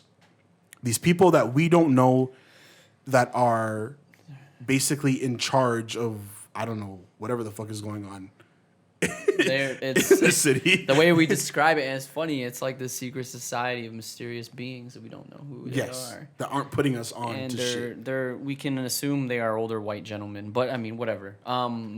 There are definitely people in charge of these big record labels that are... Yeah, if they're not old white people, they have those ideals of how the business used to work or how... I'm not saying they're all white people. I'm sure there's a black dude in there. You know what I mean? Like, whatever. It's just people getting uncomfortable. It's people who are... it's people who are trying to maintain this way that the music industry is run. Yes. But, the way that the Toronto music industry is working is you've had these young people who have been on the front lines for the past 10 years and really made it an actual scene, because before that there was nothing. If you said the Toronto music scene, it'd be like saying it's the name a shitty the Kitchener music scene. Yes, it's the same fucking idea. It's the same idea. You know what I mean? Like there was no music scene until and it took a couple big names, Drake, Weeknd, to kind of Tory Lanez, to do that. People like to say Justin Bieber too, just No. because he's Canadian. I was Doesn't about count. to say his But I name, don't- and I I don't was like, count that him. doesn't make sense. No. Because he Bieber. wasn't feeding that narrative. It was. Yeah. It took. And really, when you really break it down, like yeah, we can kind of mention Toronto, but it was OVO that was really like vocal about it. It was about OVO. making Toronto a music scene, right? was OVO. Not to shit on Weekend. Like Weekend had to do his own thing. No, but the Weeknd eventually. Yeah. They, I feel like now at a point, Yeah, the place now, that we're yeah. in They put- now, you know. EXO has done a lot Yeah, more. oh, They, yeah, they, for you know, sure. they And that's started that's the thing They too. started Is, House. That's a great point to You know, make too. other Is like things. when Weekend started, he was in a place where he couldn't rep Toronto Yes. because that wouldn't have done anything to his Yeah. brand. So obviously, I get that. Like, But why? When we started, like I wouldn't have said Toronto because But that why? didn't exist. Why is there a stigma? It's The stigma, cool. the reason why there's a stigma is because Canadians want to be Americans so bad. Yeah. We act like President Trump is our president. I don't give a fuck how close they are to our border. he's He not. doesn't make the rules here, people. I talk about Trump a lot because American politics is just more interesting. Yeah, it's more Canadian interesting politics because is that's kinda boring. that's your fucking MTV. It's 'cause it's America's rea- MTV. It's a reality show. Now. It's a reality show. It's love and hip hop. It's I mean, you know, like Canadians get shit on because like we suck up to America. Everybody's fucking talking about Trump. If we were in Paris right now, we'd be talking about Trump. Yeah, they all talk. It doesn't matter that we're in Canada. A lot right of now. countries talk about I Trump. think what it is because we're the closest. Yeah. Yeah. Because of think course. about it. And People obviously in we Europe, are they gonna- still have their own shit like obviously going on. Canada is going to be more affected than other countries, less affected than America. We're like the second most affected country. We're also the most. We live in You the know. most Americanized city in yeah, Canada. exactly. That's You guys it. ever been to Alberta? It's pretty Canadian over there. Yeah. It's also Never really. touched down It's there. also really white. Yeah. That's technically Canada. Yeah. People forget Canada's white. It's like, very white. Super white. Super white. That's Canada. Like Like, racist white. 75. That's the problem. Is Toronto has always kind of been Yeah. its own It's thing. its own little thing, We you don't know? really feel like we belong to Canadian culture. No. We obviously don't belong to American culture. But it's like that is kind of where we live because if you live in a big city, you're influenced by that. If like, you live big outside of American Canada, culture. to us, people that live in Toronto, it's Toronto, Montreal, and Vancouver. That's where you're gonna find the most diverse groups of people, and like that's it. Yeah. Just so you know, just so you can understand. That's just how Canada And the rest of that shit is white. It's like very white. Yeah. Yeah, the rest That's of just it's the way white. it is, and that is Canada. Canada's a white country. Yeah. Can't argue with that. So yes, we definitely deal with a lot of the same issues that people in America do. It's just handled a little bit different. It's kind I guess it's kind of like you know how like people in New York are very like they were like so surprised that Trump got elected, and it's like kind of where they live. Like yeah, obviously New York might be a liberal city, but the rest of America does not represent what New York. Facts. And especially You're right. and even just New York in general. You know what I mean? Like there are tons of New Yorkers too who would probably have divided opinions, right? So course. it's like we live in a weird bubble, and I mean in terms of our music. It's a weird thing because like it was a really poppin' thing that came up in the last 10 years and realistically it came up because of the immigrant generation that came in the past 30 years. So Yes. it's like it's a weird thing where All the kids grew up. yeah, it's a weird thing where it was like that first generation of youth artists like Drake who had I guess he had connections to the music industry but not in Toronto. Right. His connections with Memphis. and- Yeah. Yeah. So and like even that, like it took a kid from Toronto who had connections, his dad and his uncle who had connections in the American music scene in like Memphis and shit, to be able to pop in Toronto for him to find somebody like Lil Wayne, That's what I'm about to say. Lil Wayne, who was at the time the hottest rapper in the world, the biggest rapper, to yeah. co-sign him. Yeah. That's the definition of linking up with Drake today, yeah. for example. It literally took Right. it took those types of circumstances, you know, to create a Toronto music scene. So when it like if you were to put it just on Drake and OVO, that might seem like it's a big, you know, title to give him, but also like the circumstances that got him there were so rare. Everything just lined Yeah. up perfectly for Drake, Yeah. realistically. But it's just there's a big separation between Drake, Weeknd, and everyone under them is so small. Yeah. There's nothing in the middle. Like There's nobody in the middle. Maybe everyone, other you're than, either nobody or you're Drake. other than a fucking maybe, and then this is crazy of me, to, like a young Tory. Yeah. And I'm not dissing young Tory at all, but it's just like that's your middle ground. And I'm not counting Nav and there Cardi, have been people in the 'cause they're- middle. Jazz, sorry. Cartier. Jazz fell off. I'm gonna say this here on this podcast. Like, there have been people who seem like they were establishing the middle ground. Jazz, I don't know what happened there. That didn't work out. Jazz seemed like he was gonna be there. Probably bad deals, bad politics. Tory Lanez is like. Tory Lanez is up. He's up. If we're really looking at it like this, it's Drake Weekend Tory. Yeah, true. Tory's hitting his peak. That's facts. Yeah. Actually, right now, I'm gonna say he is not on a label. He's doing his own thing. He's releasing his own music. That is the best thing we've kind of seen. But there are no artists who are like they're not famous outside of the city yet, but they're super famous in the city, which is what you have in every other big music city. You have the top tier who everybody in the world knows. You have like there's the top tier, then there's like the tier that like people in the state or like, people around might know, but like not everybody in the world knows. Maybe like if they're popping in New York, we know about them, but the world doesn't know. Yeah. Then there's the middle tier where like only New York would know about them. Mm-hmm. Then there's the underground. We only have 1 and 2. We have Drake Weekend, underground. Yeah. We have Drake Weekend, underground. There's nothing we don't. Yeah. And the underground isn't even cool. You know what I mean? The underground is like, oh, you're not popping. Yeah. Whereas the underground in New York is like, oh, you're not you're respected. You're respected. Yeah. You can roll around. Yeah, you got ops and shit like that. And our underground scene right now is being hit, bro. Yeah. Like they're dropping dead everywhere.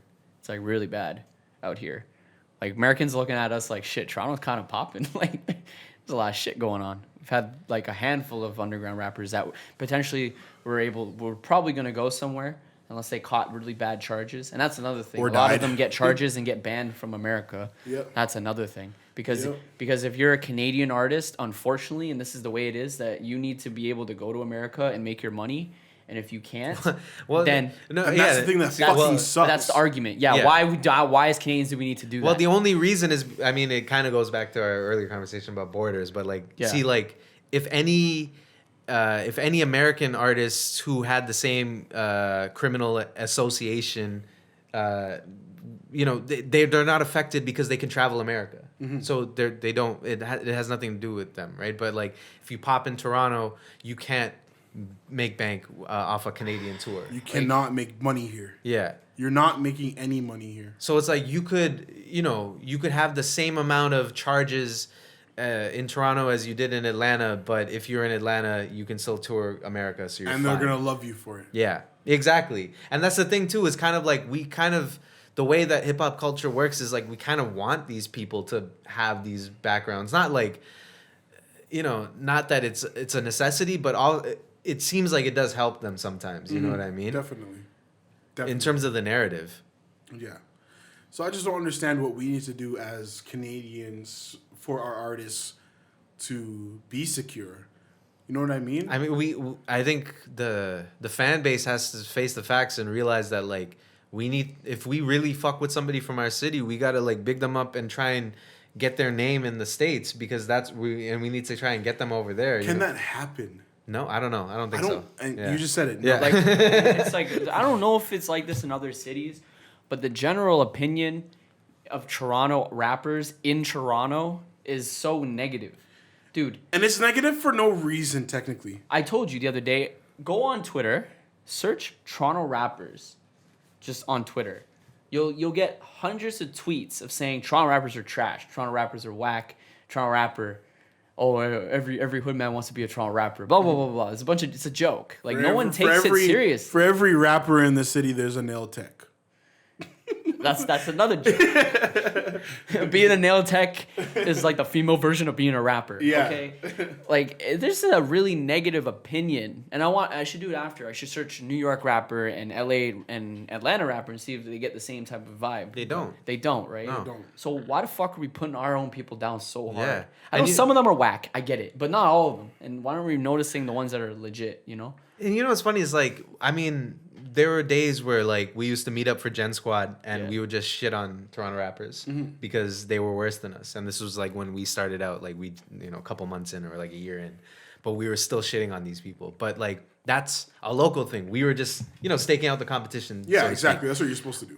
I'm not like I would not say that there are like more shitty rappers in Toronto than there are in places like London or whatever. Bro, have you heard our playlist? I feel like the thing with London is their fucking accent. Like the shit that they say might sound smarter, but their lyrics are just as the same dumb as shit. any dumb Toronto rapper. And we talk the same, pretty much. They just have a better accent than us. Exactly, that's it. And it sounds smoother. Yeah. All right, people? They say bear the same way we say bear. UK rap gets love, man.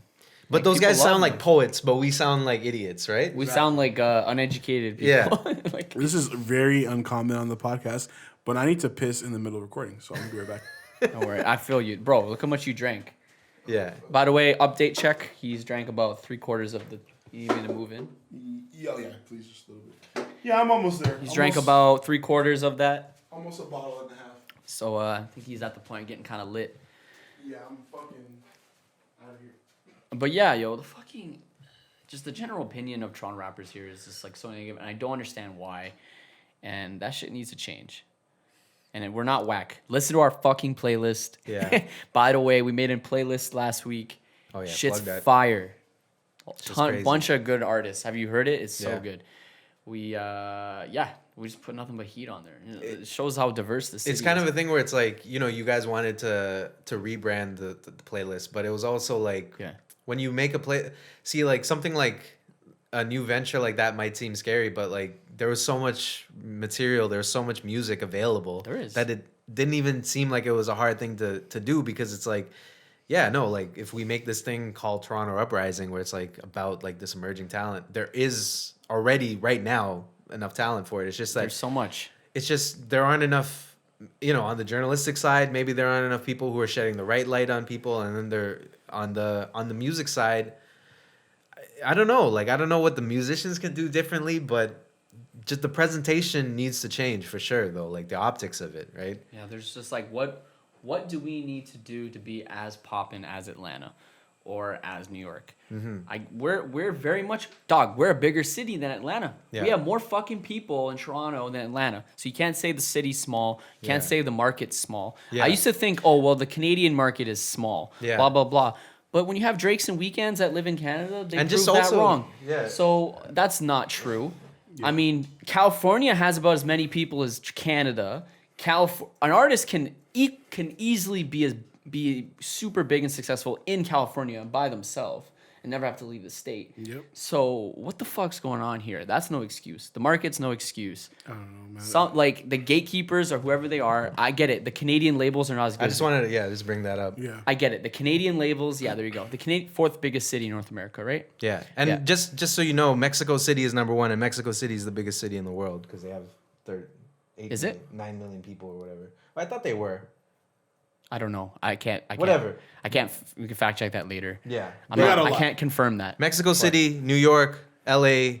Yeah, no, not Boston, not Miami, not Chicago. Toronto. Yeah. And we can't even get our artists on. Yeah. Wait, what? Cuba? Yeah, bro. Oh, Havana, Cuba. Okay, never mind. Houston is after Chicago. That's crazy. Yeah, that's pretty wild. Yeah. So the market bullshit. And Montreal is 8th. Yeah.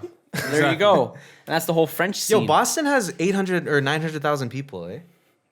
We could take over that any day. It's shrunk, I think. Yeah. Too, actually. But basically, yeah. So the market, the number of people, that's not an excuse. So what the fuck's going on? We don't understand what's going on. Is it? I get it. Canadian labels are not as big as American labels. They're not as influential. But the American labels are potentially, they should be scouting over here too. They don't do that. What is it? Yeah, deadass. Like, what is it? That's what I'm trying to figure out. I don't understand. I need someone who's more expert. You know what it is? than I think it on is. the I think pod. it's a Canada problem. Yeah. We're not connected like we should be. Is there Yeah, just still yeah. a... I feel like in the States, it's like it's normal for a man to drive from New York to Florida. Yeah. You'll never see that. We don't have that Is there type of stigma like to coming that over the thing border? here. Is there a stigma over here? It's not even that. Are you really traveling to other provinces? No. Mans are going to Jamaica. Mans are going to the States. Mans are going to the UK. We're going everywhere except for here because we don't understand what the fuck's going on here. Yeah. Well, yeah, like people in like artists in Montreal, they're not trying to big up the Toronto scene. Anybody they're who's coming in French. from Toronto are just people. Yeah, anybody who's coming to Toronto are just people from like Ontario, And then I've heard of a couple of American artists come to Toronto, but it's not really like a big thing where it's like bare people are coming. Can I point out like, one thing? like where Castro and stuff? Like a few have come over here. Where I don't even like to give us enough credit. Tory Lanez is technically not from here. He's from Brampton. Is that what you mean? Man's from Miami. He moved around. He's part of like an army family. They moved. Oh, so he's lived in lived in America. Jazz Cartier, blew up, same type of situation. That makes sense. That actually makes a lot of sense. We don't actually own these dudes. You know what I mean? Like a lot of these, and then that's why they're living. They have American ties. Like they have, and then even you could say Drake did because he had that connection. So that might be an issue too, where it's like the people who make it in Atlanta and New York, they were born, raised in Atlanta. Like they lived and. That's like us. Like, that's why we don't get it. It's like we lived in Scarborough our whole life. It's like, why aren't there anybody coming from Toronto, repping Toronto? It's like, because, they don't have that story. Yeah. Drake wouldn't have been as big as he was if he lived only in Toronto his whole life and never, went to Memphis with his dad and blah, blah, blah. And joined Cash Money. And then, Yeah. And not to shit on him, it's just like it wouldn't have been possible to make it in Toronto by yourself. No. And even The Weeknd wouldn't have made it if Drake didn't shout him out, and Drake made it because of Lil Wayne. So it's like The Weeknd. It's all been dominoes so far. Basically, it's all been like somebody got one plug, they put somebody else on, that person blew up, but like there hasn't been a sustainability created yet because it's always been specific cases. Like Drake became a megastar because Drake had the connections that Drake had. Weeknd lined up the way that Weeknd got lined up, but it's not like we've been creating a scene yet. Yep. You know? I don't know what's going on. It's like how do you come up as an artist? How do you do that? No, you don't do shit. Like I think with streaming it's become even harder. What do you do? Like you have to get on playlists, I guess. So fucking whack, bro. How do you tour? Okay, you can't tour COVID. But there still are those in Atlanta there's that there's the studio where like everybody pulls up and it doesn't matter if you just started or if you're Young Thug, like you'd be in that same studio with the same producers. Like if you just started, you might have a Metro or an 808. And it's amazing because we're supposed to have that here, but we don't. Yeah. You pull up to links, man, and you're just like, man, nobody's on. Yeah. Smiley might pop up. But Smiley's not even really on. Smiley's just local. Yeah. You know what I mean? Local on. Yeah. Yeah. And he's getting pushed by OVO. So. He's getting pushed by other people. You know what I mean? But he's still really local. The people that we think have big names here, like Claremont or like Sean Leon. Who should have big names. Houdini. And then you look at their video views. I'm like, oh shit, they still only have like 1,000. 1,000? We're all pulling the same amount of views. That's crazy. That's crazy. Who is that one guy who was in Toronto that then became way bigger than Toronto real quick? What's his name? Beret? Oh, Lil Beretti. Oh yeah. Dude, he fell off. Is he a fucking? Did he? He fell off. I was convinced that guy was a fucking. Fell off. Last year, 2019 was his year. I thought that guy was gonna be bigger than like anyone here. Where is he at now? I thought he was a plant. And this is no dissing. Where you at though? I thought he was a plant, to be honest. Lil Beret, where are you at? He was someone I thought broke the system. He's somebody that I like. He's one of the guys I really enjoy. Yeah, he actually did disappear.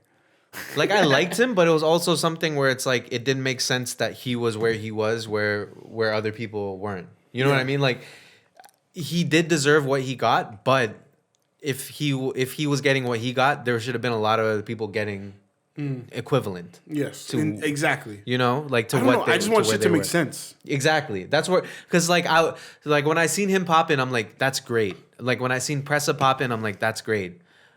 But Pressa's not even really popping. When I'm saying when mans from America are like, listen, hey, Pressa can't go outside. So yeah, Pressa. But you know what's weird? We should talk about Pressa quick. Pressa is one of those guys that really should have been up there a long time ago. And I don't like doing these comparisons because I have the wildest comparisons. But he should have been like our Gucci. You know what I mean? Pressa should have been up there and just putting on mans from his fucking hood. Yeah. You know what I mean? Yeah. But because of whatever issues he has, and he's also from here, he's also from Canada, he has a crazy voice and this and that, certain mans just aren't taking him in. Yeah. But if you look in a Pressa post on his Instagram and his comments, you see rappers that you respect, You know what I mean? That are bigging up Pressa. That's the thing. Is like they're like, yo, Pressa, our guys you're are that getting, nigga. Yeah, our guys are getting the love. Like Nav. We haven't even mentioned Nav's name. Yeah. This guy's fucking in the studio with Uzi and Nav. And a lot of people hate Nav. And like, yeah, like, Nav's kind of dookie though. The rap community loves that's what. Yeah, that's the point. Yeah, you'll see him on a Young Thug album or with at least a Young at Thug his house, feature. bro. It just doesn't make sense. Nav is respected so high when like half the mans on our playlist have better writing ability than him. Yeah, Like That's the. I think that's the problem. Is like facts. But yeah, yo, we were just I'm not gonna play it again. There's a little clip from 6ix9ine and Academics on a live. They were talking. And wait, before, because Ian, you're not gonna fully get this, and I'm not trying to be an asshole or anything. 6ix9ine, Academics are not the most credible people in the world. We're not gonna necessarily go off of their opinions. Of course. But they made great points. Of course. Sorry. Or sorry, 6ix9ine made a great point. Academics doesn't know what the fuck he's going on, and I love Academics. I'm just showing you an example of some no, Americans. it actually helps. Yeah, you're right. Based on who they are, like 6ix9ine, who he is right now, Academics just getting suspended or whatever. Sacked. The fact that they are, who they are, but they still can make a valid point, or 6ix9ine can make a valid point about Toronto Academics music. like, I don't Exactly. know, man. Yeah. I just know Billboard. Yeah. Yeah. And Academics, what he said was very telling about, I think, Americans' opinion in general about Americans' opinions, and not only Americans' opinions, but the fucking bloggers. Yeah, journalistic opinions about Yes. Toronto music. Yeah. So yeah, like Killy's first of all, 6ix9ine mentioned Killy, and like someone like 6ix9ine doesn't need to put another artist in his mouth at all. You know what I mean? Especially based on his brand. Like, yeah. you wouldn't expect him to ever big up anybody else because that's who he is. Like, he should be shitting on everybody. For some reason, Killy came to his mind, which tells me he listens to Killy. Yes. Low-key. Well, he said he liked Killy. He's like, yeah, I fuck with Killy. He's sick. Yeah. So anyways, he mentions Killy, and he's like, look at that. He's like underground, whatever. He's from Toronto. And he's saying, well, fuck. Like, he's not mainstream. Why is this guy not mainstream? He has literally everything in his bag. To be mainstream. He has the talent. He has the sound. He has even the fan base to grow bigger and snowball. And he's different. He has the ability to be a mainstream, what you would call a mainstream artist. And he's not. And it's why. He's saying, well, because labels are, for some reason, don't see the value in him. I don't know why. And it doesn't, because those fucking gatekeepers are claiming. 6ix9ine is somebody who would see it.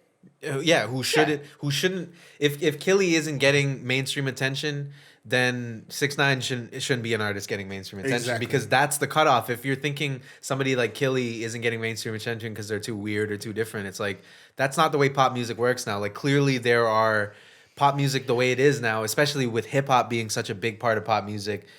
You have to have these weird people in hip hop. That is what pop music is predicated on now, right? It's like these different sounds, these different voices. And Killy, from our perspective, from a Toronto perspective, it seemed like he was a mainstream guy. I wouldn't even consider him somebody who's an underground guy. Like, my first introduction to Killy wasn't even like, yo, this is up and coming Toronto rapper. It's like he was already there. He had a mill views. Yeah. I remember when Killy was coming we're in out. Toronto. We're in Toronto, and I was just finding out about him. And we can totally go, we don't need to today, but we could totally go into the whole industry plant thing. We don't need to today. We're going to give Killy all his credit. Let's not say he's and a that's plant. The thing, we're going to give him all his credit. So we didn't even have to think maybe about the industry that. plan thing is only a Toronto thing, but the fact that 6ix9ine said he's an underground rapper, that's telling, is that industry plan thing doesn't extend. And that shows you the perspectives, because when it comes to us in Toronto, we see Killy as, where the fuck did he come from? Yeah. Compared to maybe people in America where they're like, yo, Killy's been around, I guess, or something. Yeah. I don't know. Or they're just used to it. Yeah. But either way, Killy technically should be on. He is a half Asian rapper, part black, who grew up in Scarborough. Moved to Victoria. Yeah, moved to Victoria. Came back to Toronto. And fucked up everything. I remember the first time I was hearing about him was through the Kilimanjaro video that already had over 1 million views, and he was doing a show the next week with Calm Down. Yeah. And Castro Guapo and all those guys. Yeah. So I remember hearing the story about like this first show that he had. Yeah. Where nobody knew him and he brought 50 people out or something. You hear that story? Yep. So it's like for Toronto, in the Toronto music industry at least, it seemed like he was a plant just because it seemed like he went from 0 to 100, right? Yes. Whereas we've seen other artists, like the ones that we've mentioned, who have made the steady climb and then they stopped. So we're like, why didn't they get to that next level? But then to hear that somebody like Killy isn't even considered somebody who went to the top in the, the North American music industry, that's very sad because it's like, so that means they have no idea who Sean Leon or Dan, exactly or Claremont is, or you know what I mean, like, which is crazy because, and I'm gonna just do some comparisons just for the people that don't understand who we're talking about. Sean Leon is our Kanye West. Realistically. For Chicago, Chicago to Kanye West, yeah. Sean Leon is our Kanye West, literally. And this is the reason why he's been getting so much love recently is because he connected with Kanye West as well. Claremont the Second is like our Trump supporting shit, but like besides who? It's like our I don't want to say Joey Badass, but maybe something along those lines. Chance the Rapper kind of thing. Chance the Rapper. Yeah. Thank you. Yeah. Chance the Rapper. Who didn't pop. Who didn't pop. Yeah. And I would say he's even making better music that's what than I'm saying. Chance I would the say Rapper. he's just like as talented as Chance, because Chance, like Chance, he blew up. He had like a crazy producer features on his first mixtape when he was still in high school. So like I don't get Chance. This whole idea of him being an independent rapper, the man was in high school and dropped the mixtape and he had fucking features. Alchemist. The rapper is not real independent. No. That's not independent. That says bullshit independent. Mm-hmm. That's the new independent. It's the new independent. Oh, you don't have this big name attached to you, but you're in the politics of a label. It's just a different. You know what I mean? And I think we need to get past that. This idea of like glorifying rappers or artists for being independent. It's like that shit doesn't matter anymore. Nobody's signing labels anyway. Nobody's signing contracts anymore. We glorify signed artists too. Yeah. Because like we sometimes say, oh, you're not signing, you're nobody. Exactly. Bam. That's another thing. Academics just said it on the 6ix9ine. You know, Killy is signed now, but for the peak of Killy, or not the peak, the big upcoming of Killy's career, he was independent. Or at least we think he was. I mean, I guess the difference is like if somebody had a hit like Kilimanjaro in the States, he would have got signed instantly, right? Immediately. Yeah. And it would have fucked over their career. But it's which is weird too, because it's like, do you want to be Bobby Shmurda right now? Yeah. Like, he's talented, he's sick. Like, I wish he would come out with more music, but like, do you want to have his career right? Like, I don't want to have his career. Like, you know? I don't know, man. Like, Killy's a big artist, man. He almost has 1 million monthly listeners on Spotify. That's pretty good, right? Yep. I gotta take another piss. All right, but it's just stupid, and like we need to know, like, how do artists here become relevant everywhere else? I don't know. Like I said, we're the 4th biggest city. We have all the resources. Okay, we're Canadian, but like the UK artists pop off. What are they doing differently? Is it just like UK. They've had? I mean, That's obviously farther than here. Obviously London and UK's music scene is a lot more extent. Like, is it matured more? Yeah, for sure. Because I mean, do you think we just need more time? I would say that's what I think. I think that's what we would have said, 5 years ago, 10 years ago. Yeah. And I think now there is enough time. Like, I don't think it would take that long for, if you think about New York, the difference, like, New York had if you think about the New York hip hop scene, all the way back when Jay-Z started and even before that. Like, the New York hip hop scene started in like 10 years. Or the LA hip hop scene is a better example. That's even older. Because, like, the LA hip hop scene started out of the New York hip hop scene, but it was literally like just NWA. Yeah. Once NWA came out, it's like now you have an LA hip hop scene because then you get Snoop Dogg, you get Death Row, you get Tupac, you get all these people, right? It's like that happened in like 5 years. Ours is, where do you say ours start? Drake, yeah. Which is like 2013. Or like 10, yeah, because maybe 10. Yeah, but I would say like 13. And then like Weeknd, 10, sure. The Weeknd started in like. It's hard to say when the Weeknd started globally. Maybe like 2014, I guess. Yeah, so that's not that long ago. Yeah, so maybe it's just time. Like 5 years have passed, but like nothing has happened. Whereas in those other music scenes, like you could see how Atlanta has blown the fuck up. Like Atlanta's another great. I mean, so like it's weird. Like, where Atlanta is right now. it might be hard to see the connection to where, you know, like Outkast and the Dungeon Family and like what they laid in the 90s, like how that relates. But there is a connection. There's them, then there's Lil Jon and stuff, you know, and Crunk.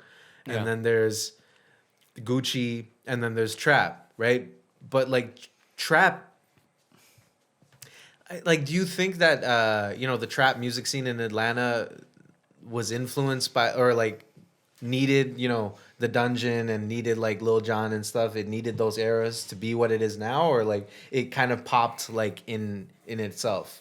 I am kind of mixed. Yeah, it's like a combination kind of thing, right? It's a combination because like we're trying to figure out like if Toronto's music scene is just not mature enough yet, because you can argue that yes, Atlanta blew up in 2 years or 3 years or whatever with trap, but Atlanta has had a hip hop scene that's extended back to the early 90s, right? So it's like, true.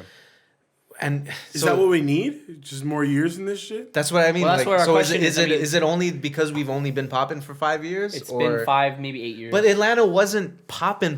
Like, yeah, Outkast was huge, but they weren't like. They were huge, guys.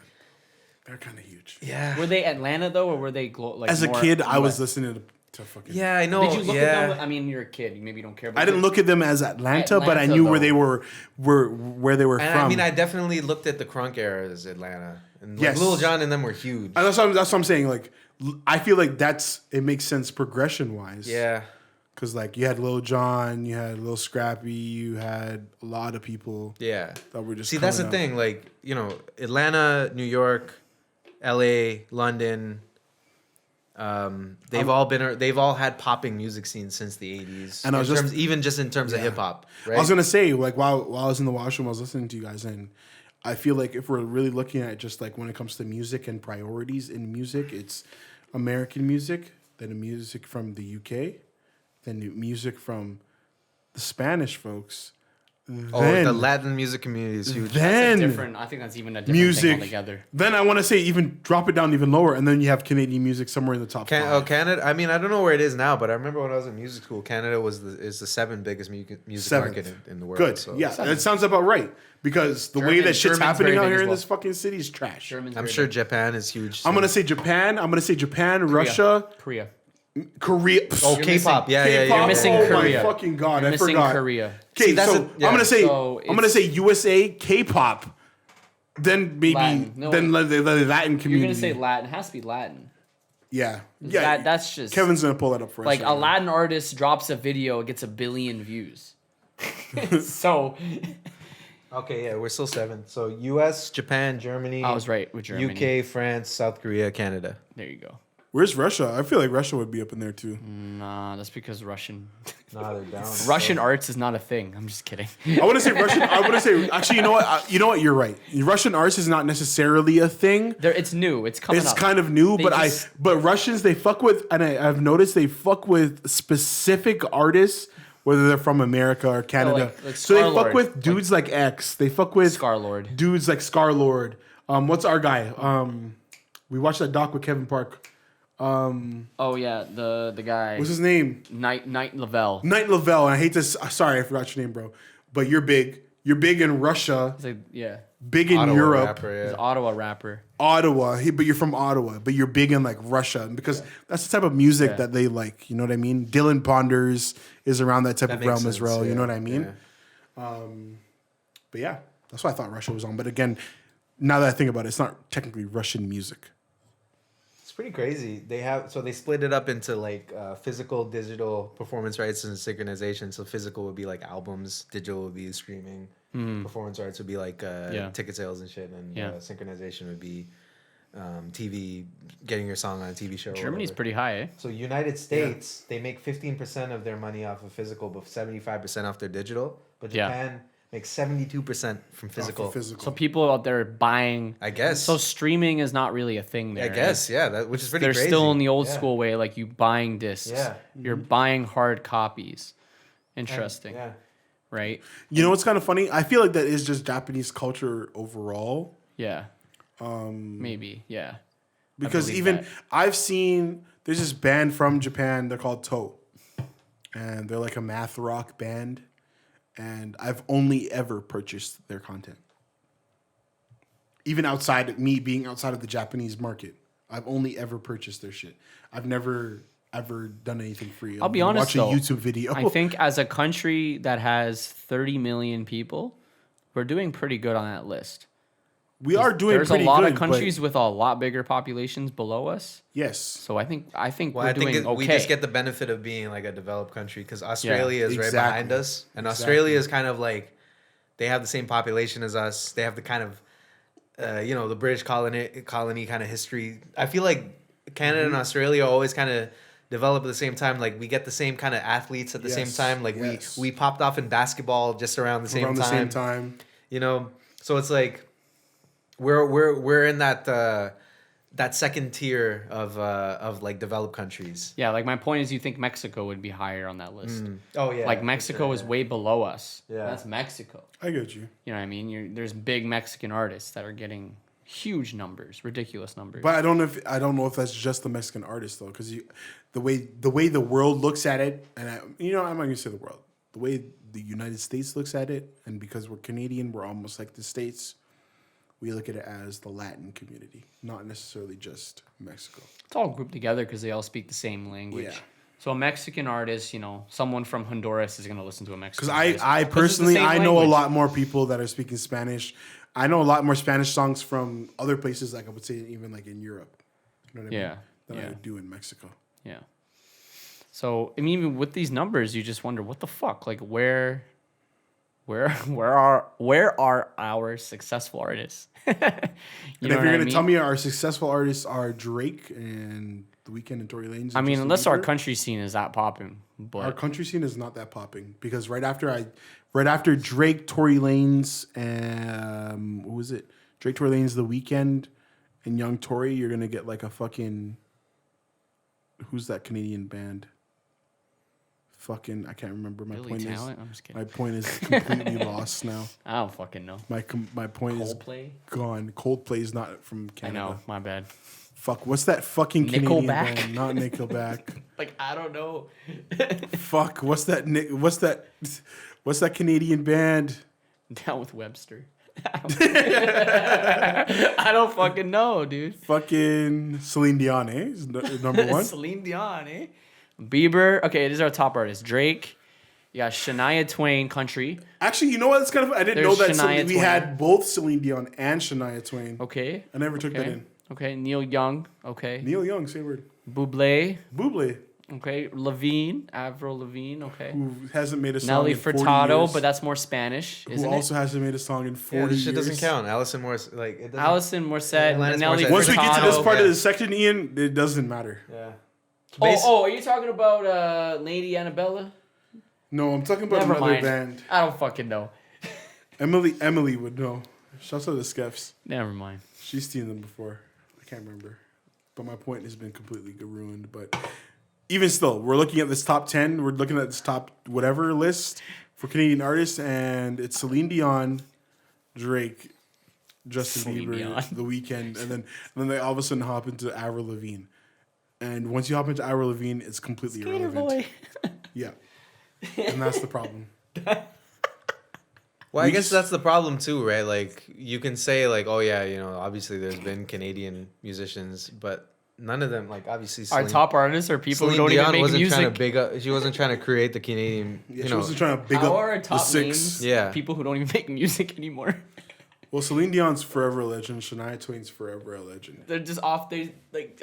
Well, Celine Dion, I think it's that Vegas bag she has or something. The Vegas bag, the Titanic bag. Yeah, Shania Twain's still making royalties off that big album, that one album she had. I saw Shania Twain crazy, bro. 2018 live. Yeah, amazing. Shout out Shania Twain, yeah. Shania Twain's amazing. Yeah. No, she's cool. I remember listening to Shania Twain on the radio, or hearing that shit in the radio early morning, 6 a.m. because my grandma's alarm. Amazing. Nostalgia. Yeah. Lost in nostalgia. Yeah. Lost in talks. But yeah, they weren't doing anything for the Canadian music scene though. Yeah. Like, they weren't doing shit for us though. Realistically, they were just. And I mean, they just so happened to be Canadian. And it's not like the American artists who got big were doing anything for the American music scene, you know? Yeah, because America is the scene. Yeah, exactly. It's just so like that was the problem. Is like when Celine Dion is big and they're from when she's from Canada, they kind of treated it like a joke. Like they weren't actually using it to be like, oh shit, she's from Canada. Like let's look at other Canadian artists, right? Yeah.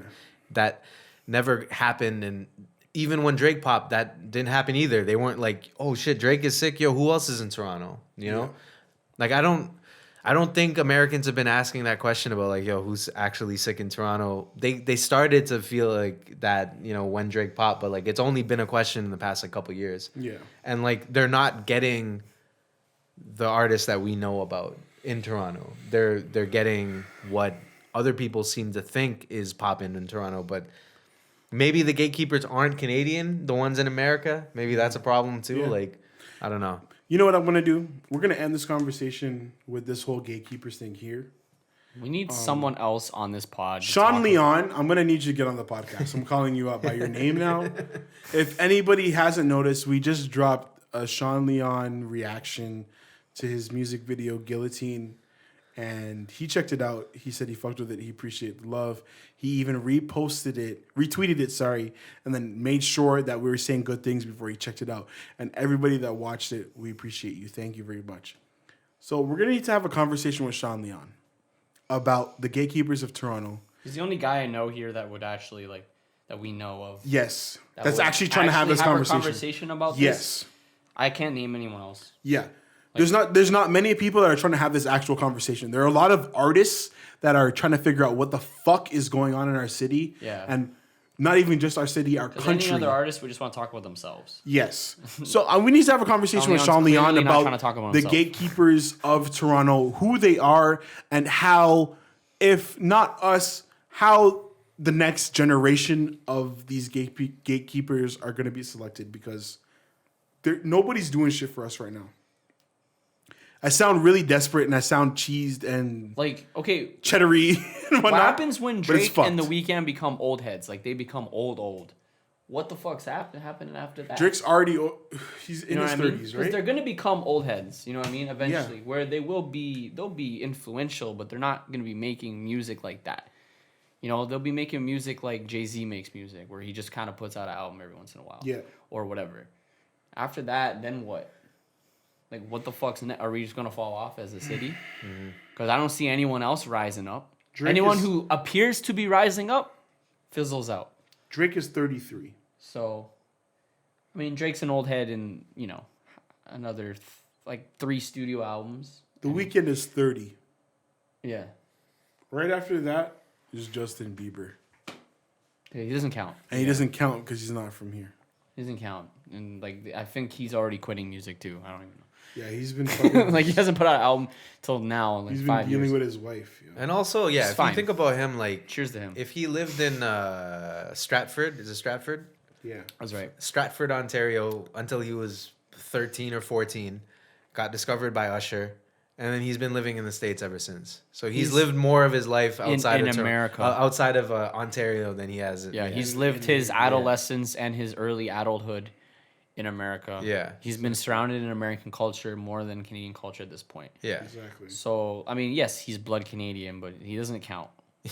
I'm sorry. Yeah. He doesn't count. And it's not a slight on him because I don't think he wants the count. Yeah, he shows up at Leafs games every once in a while, but at least he moved back here, but yeah. Which I props to that, because probably realized it's probably better to live here. Yeah. But we need to have this conversation with Sean Leon. I've sent you an email. I sent you an email twice now. Guys, call him out, dude.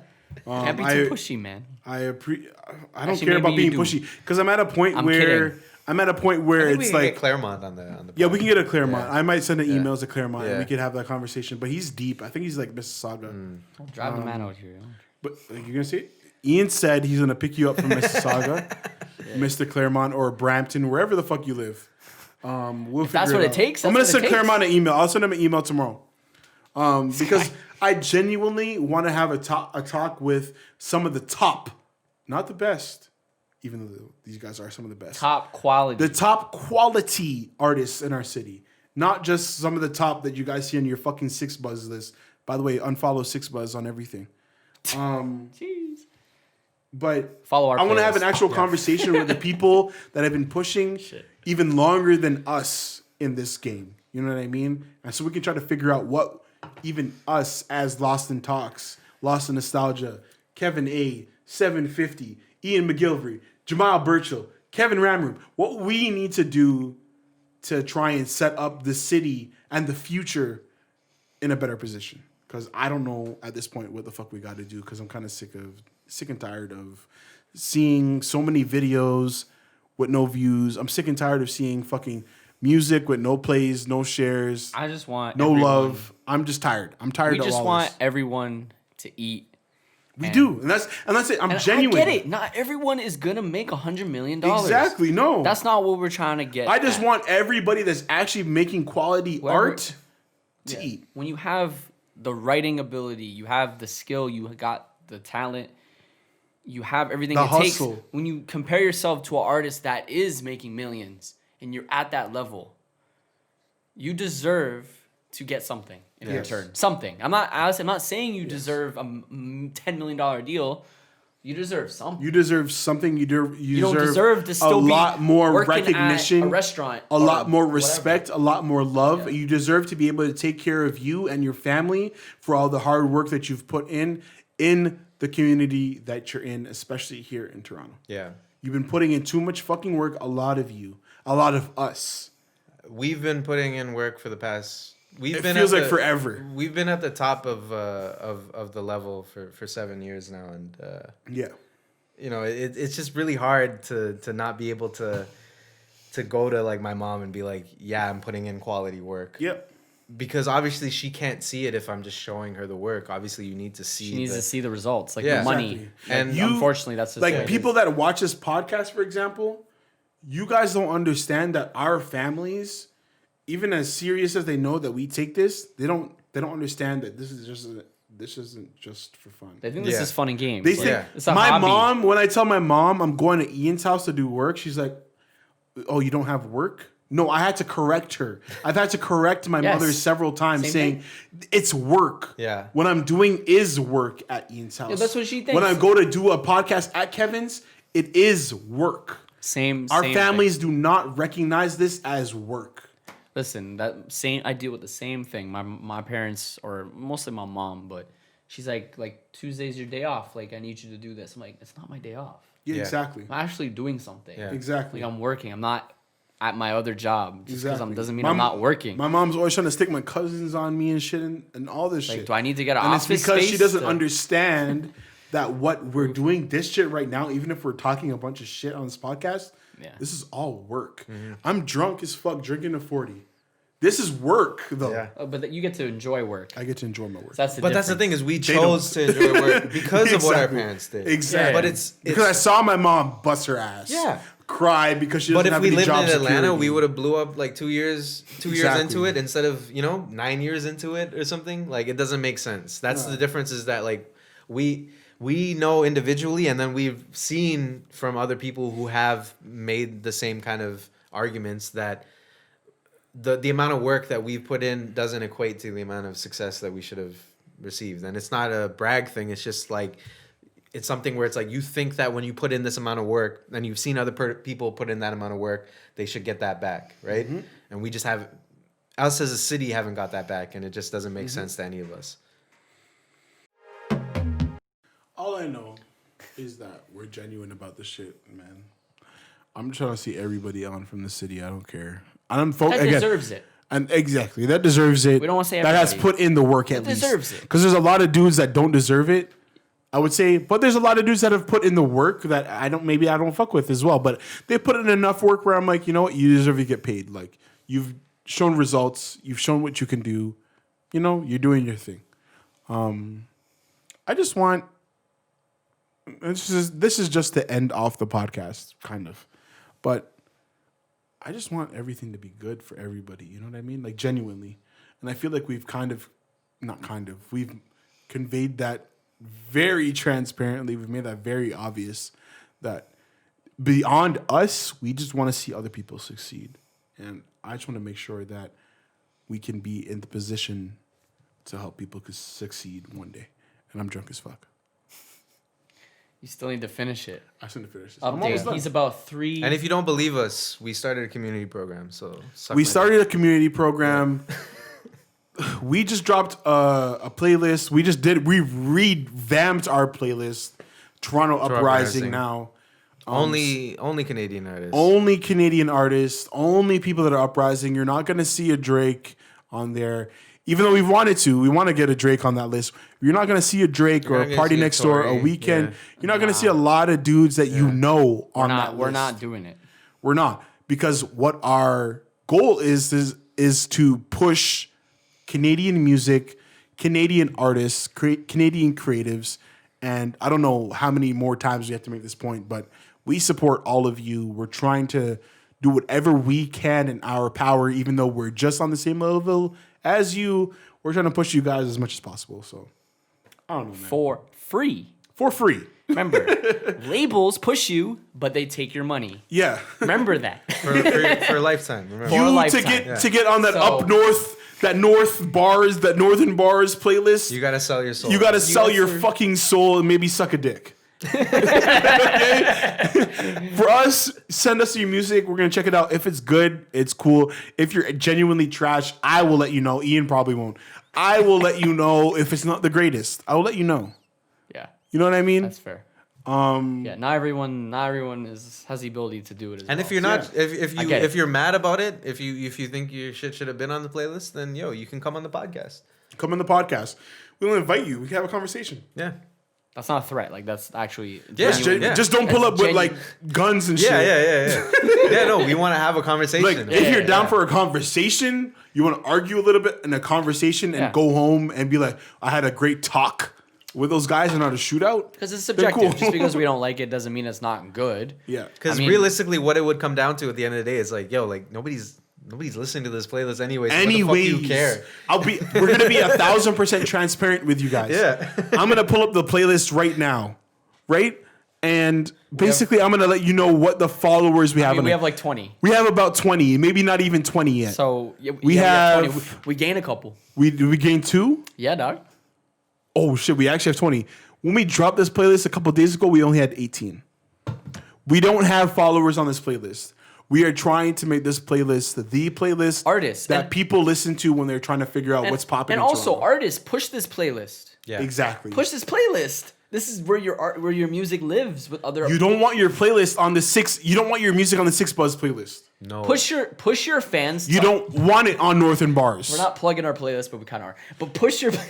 If it's not this playlist, put it on R&B radars. Sure. If it's R&B. If it's R&B. Yeah, we feature hip hop, R&B, and a little bit of something. We feature the diversity of the city on our playlist, and we're going to be doing themes in the future. Yeah, but right now, this month is a diverse. This one is a very diverse. You have a little bit of rap, you have some trap, you have some R&B, you have a little bit of folky shit, you have some weird shit in there. You got it all on there. Yeah, because that's what we have. We are a diverse community here in Toronto, and I can't speak anymore. Maybe that's what's part of it too. Is like, something like Atlanta would be like purely hip hop, right? Whereas we're so like, we're so everything. We got everything here. It's like, you could say, it's R&B focused, but it's not pure R&B. It's the R&B hip hop and like you said, there's the mix of the folk and like. Did you see my poll I put on Twitter? I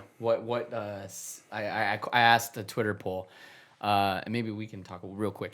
What genre has impacted, or which music's impacted Toronto more? And I was like, hip hop or R&B. It's like dramatically R&B won that like by 1,000%, and I agree. Amount. I was like, shit. Even having to decide in that kind of vote was kind of hard. Yeah. Because I feel like for me, it was hip hop, but if you look at it, it was R&B. It was kind of R&B. Like, it was mostly historically. R&B. Historically, it's been R&B. It's R&B. Yeah. Yeah. I think so, too. Even if we go back to Drake. Yeah. You just think about some of Drake's biggest songs. Or R&B. R&B tracks. R&B-ish tracks. Yeah, you're right. Sorry. R&B-ish tracks, not a lot of the rapping stuff. You go, The Weeknd is... R&B. R&B. Started off R&B, now more pop. Yeah. That's what happens with everyone. And we have so many more artists now. Daniel Caesar. We have so many more artists now that are coming up in the R&B realm and that sound. And even all of OVO's signees. Thank you. EXO signees. Roy Woods. A lot of Majid people. Party, yeah. Yep. OVO, XO. Did he sign any rappers? OVO is more besides Baka, like OVO. Yeah, Baka. OVO is mostly R&B. From time, yeah. OVO is mostly like signing Baka is like you made a label and you signed him. Exactly. You know what I mean? Yeah, exactly. So it is what it is. But it was an interesting poll. So yeah, man. Check out our Twitter. Anyways. Check out Lost X Nostalgia on Twitter. Check us all out on all social media. Again, we're just trying to do whatever's best for everybody in Canada. We need to. I don't know, man. I'm getting sick and tired. I just don't know what else to do. Mans are about to be 30. I'm gonna be honest. I don't give a shit about my music career anymore because I don't give a fuck. I realize that there's no way of making it if nobody else is making it. So exactly, you might as well make a system that more people can make it. Exactly, and then your career will follow. Yeah. Exactly, and if it follows, it follows. But we might be in a place. And then the other thing too is like I don't want to be the only one eating and nobody else. Exactly, we might be in a place completely different in a few years. You know what I mean? Where Kevin might not even be making music. Now he might just be like an engineer, for example. He just might be helping out other artists get on. But that's what we're willing to do. We're willing to sacrifice. We'll still be making heaters for ourselves. Our shit. Yeah, we're still making heaters. But we're willing to sacrifice our hundreds of views to make sure other people are getting hundreds of thousands and millions. You know what I mean? And making sure that the community that we've grown up in is getting the attention that it deserves. Scarborough. Not just Scarborough. The West End. Every other fucking end. The North, the South, and all of Toronto. And soon to be all of Canada. And the world. In the world. Like, I don't know, man. Like, it's really simple, but as humans, we just complicate shit all the fucking time.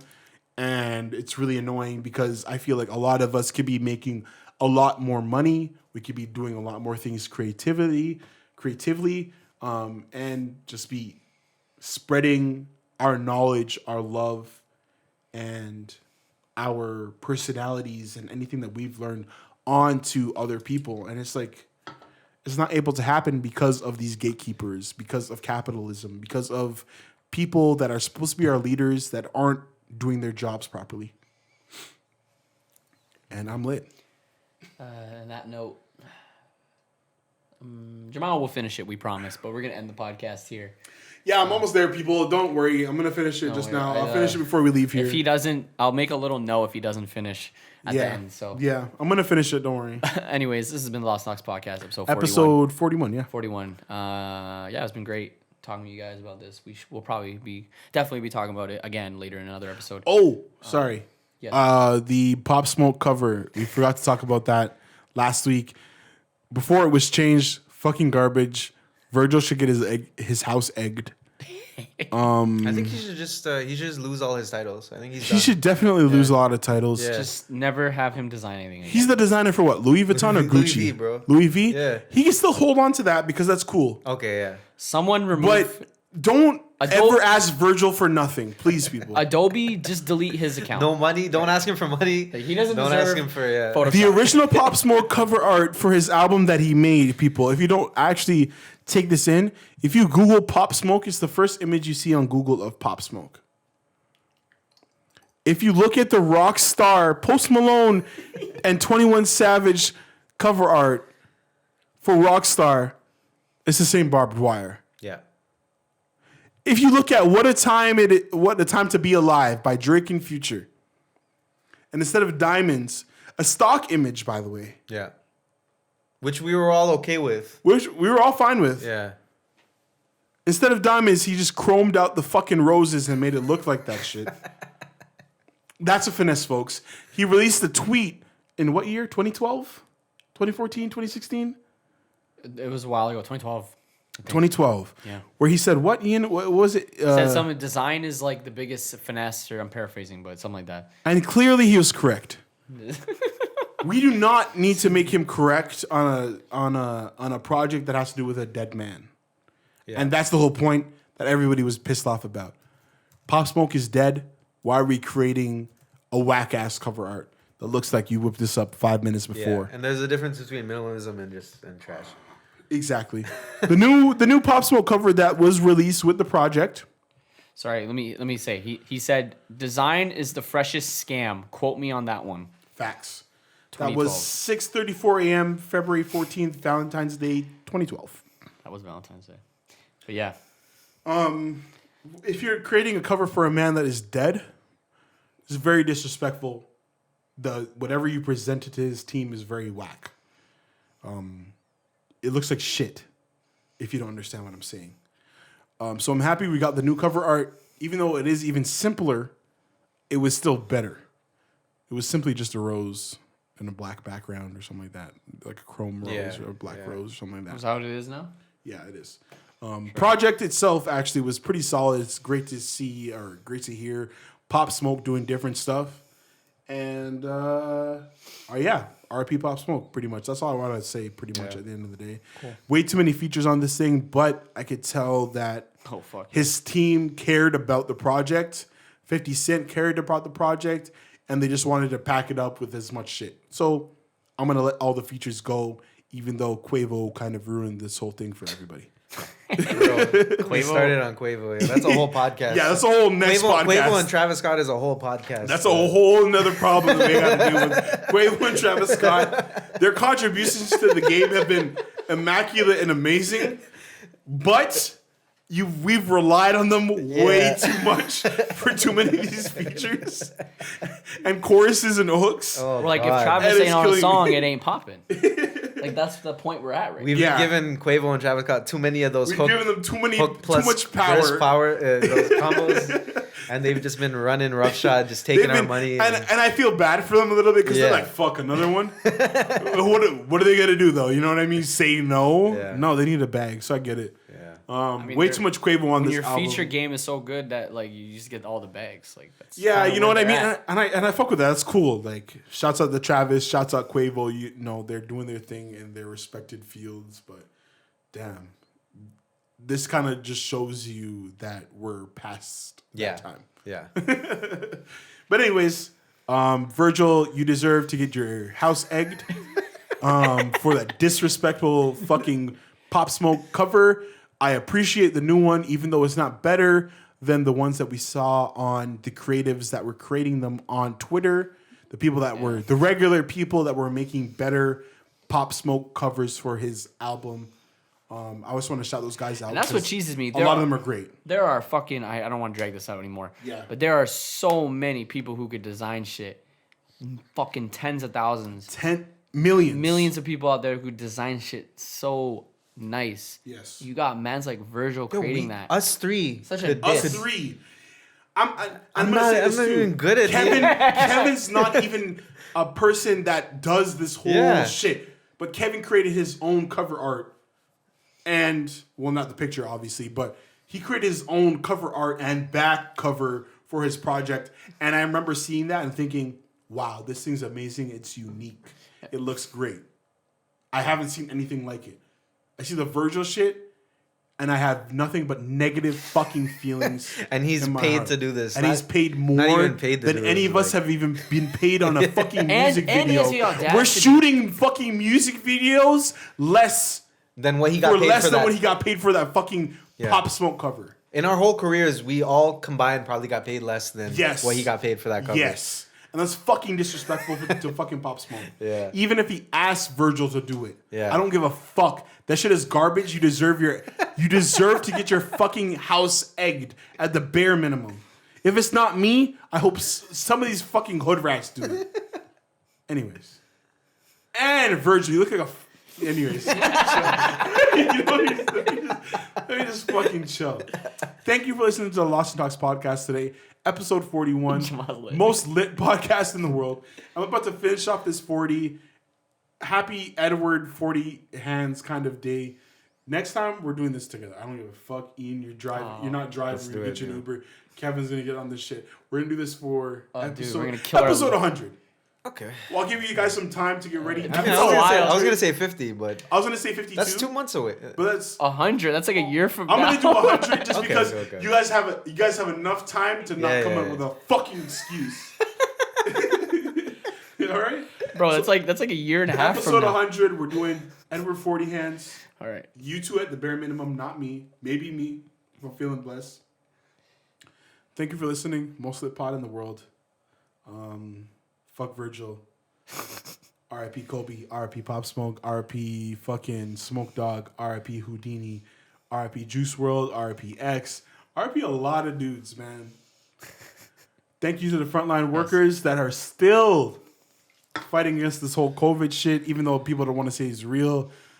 I know people that have died. I know people that have gotten the shit. So I want to appreciate you. And thank you for working so hard while a lot of us have been able to take advantage of the opportunity and either get some more money, hustle up, or just relax. Yeah. So shouts to the frontline workers. Shouts to the people that really have been putting in the time during this hard time for all of us. And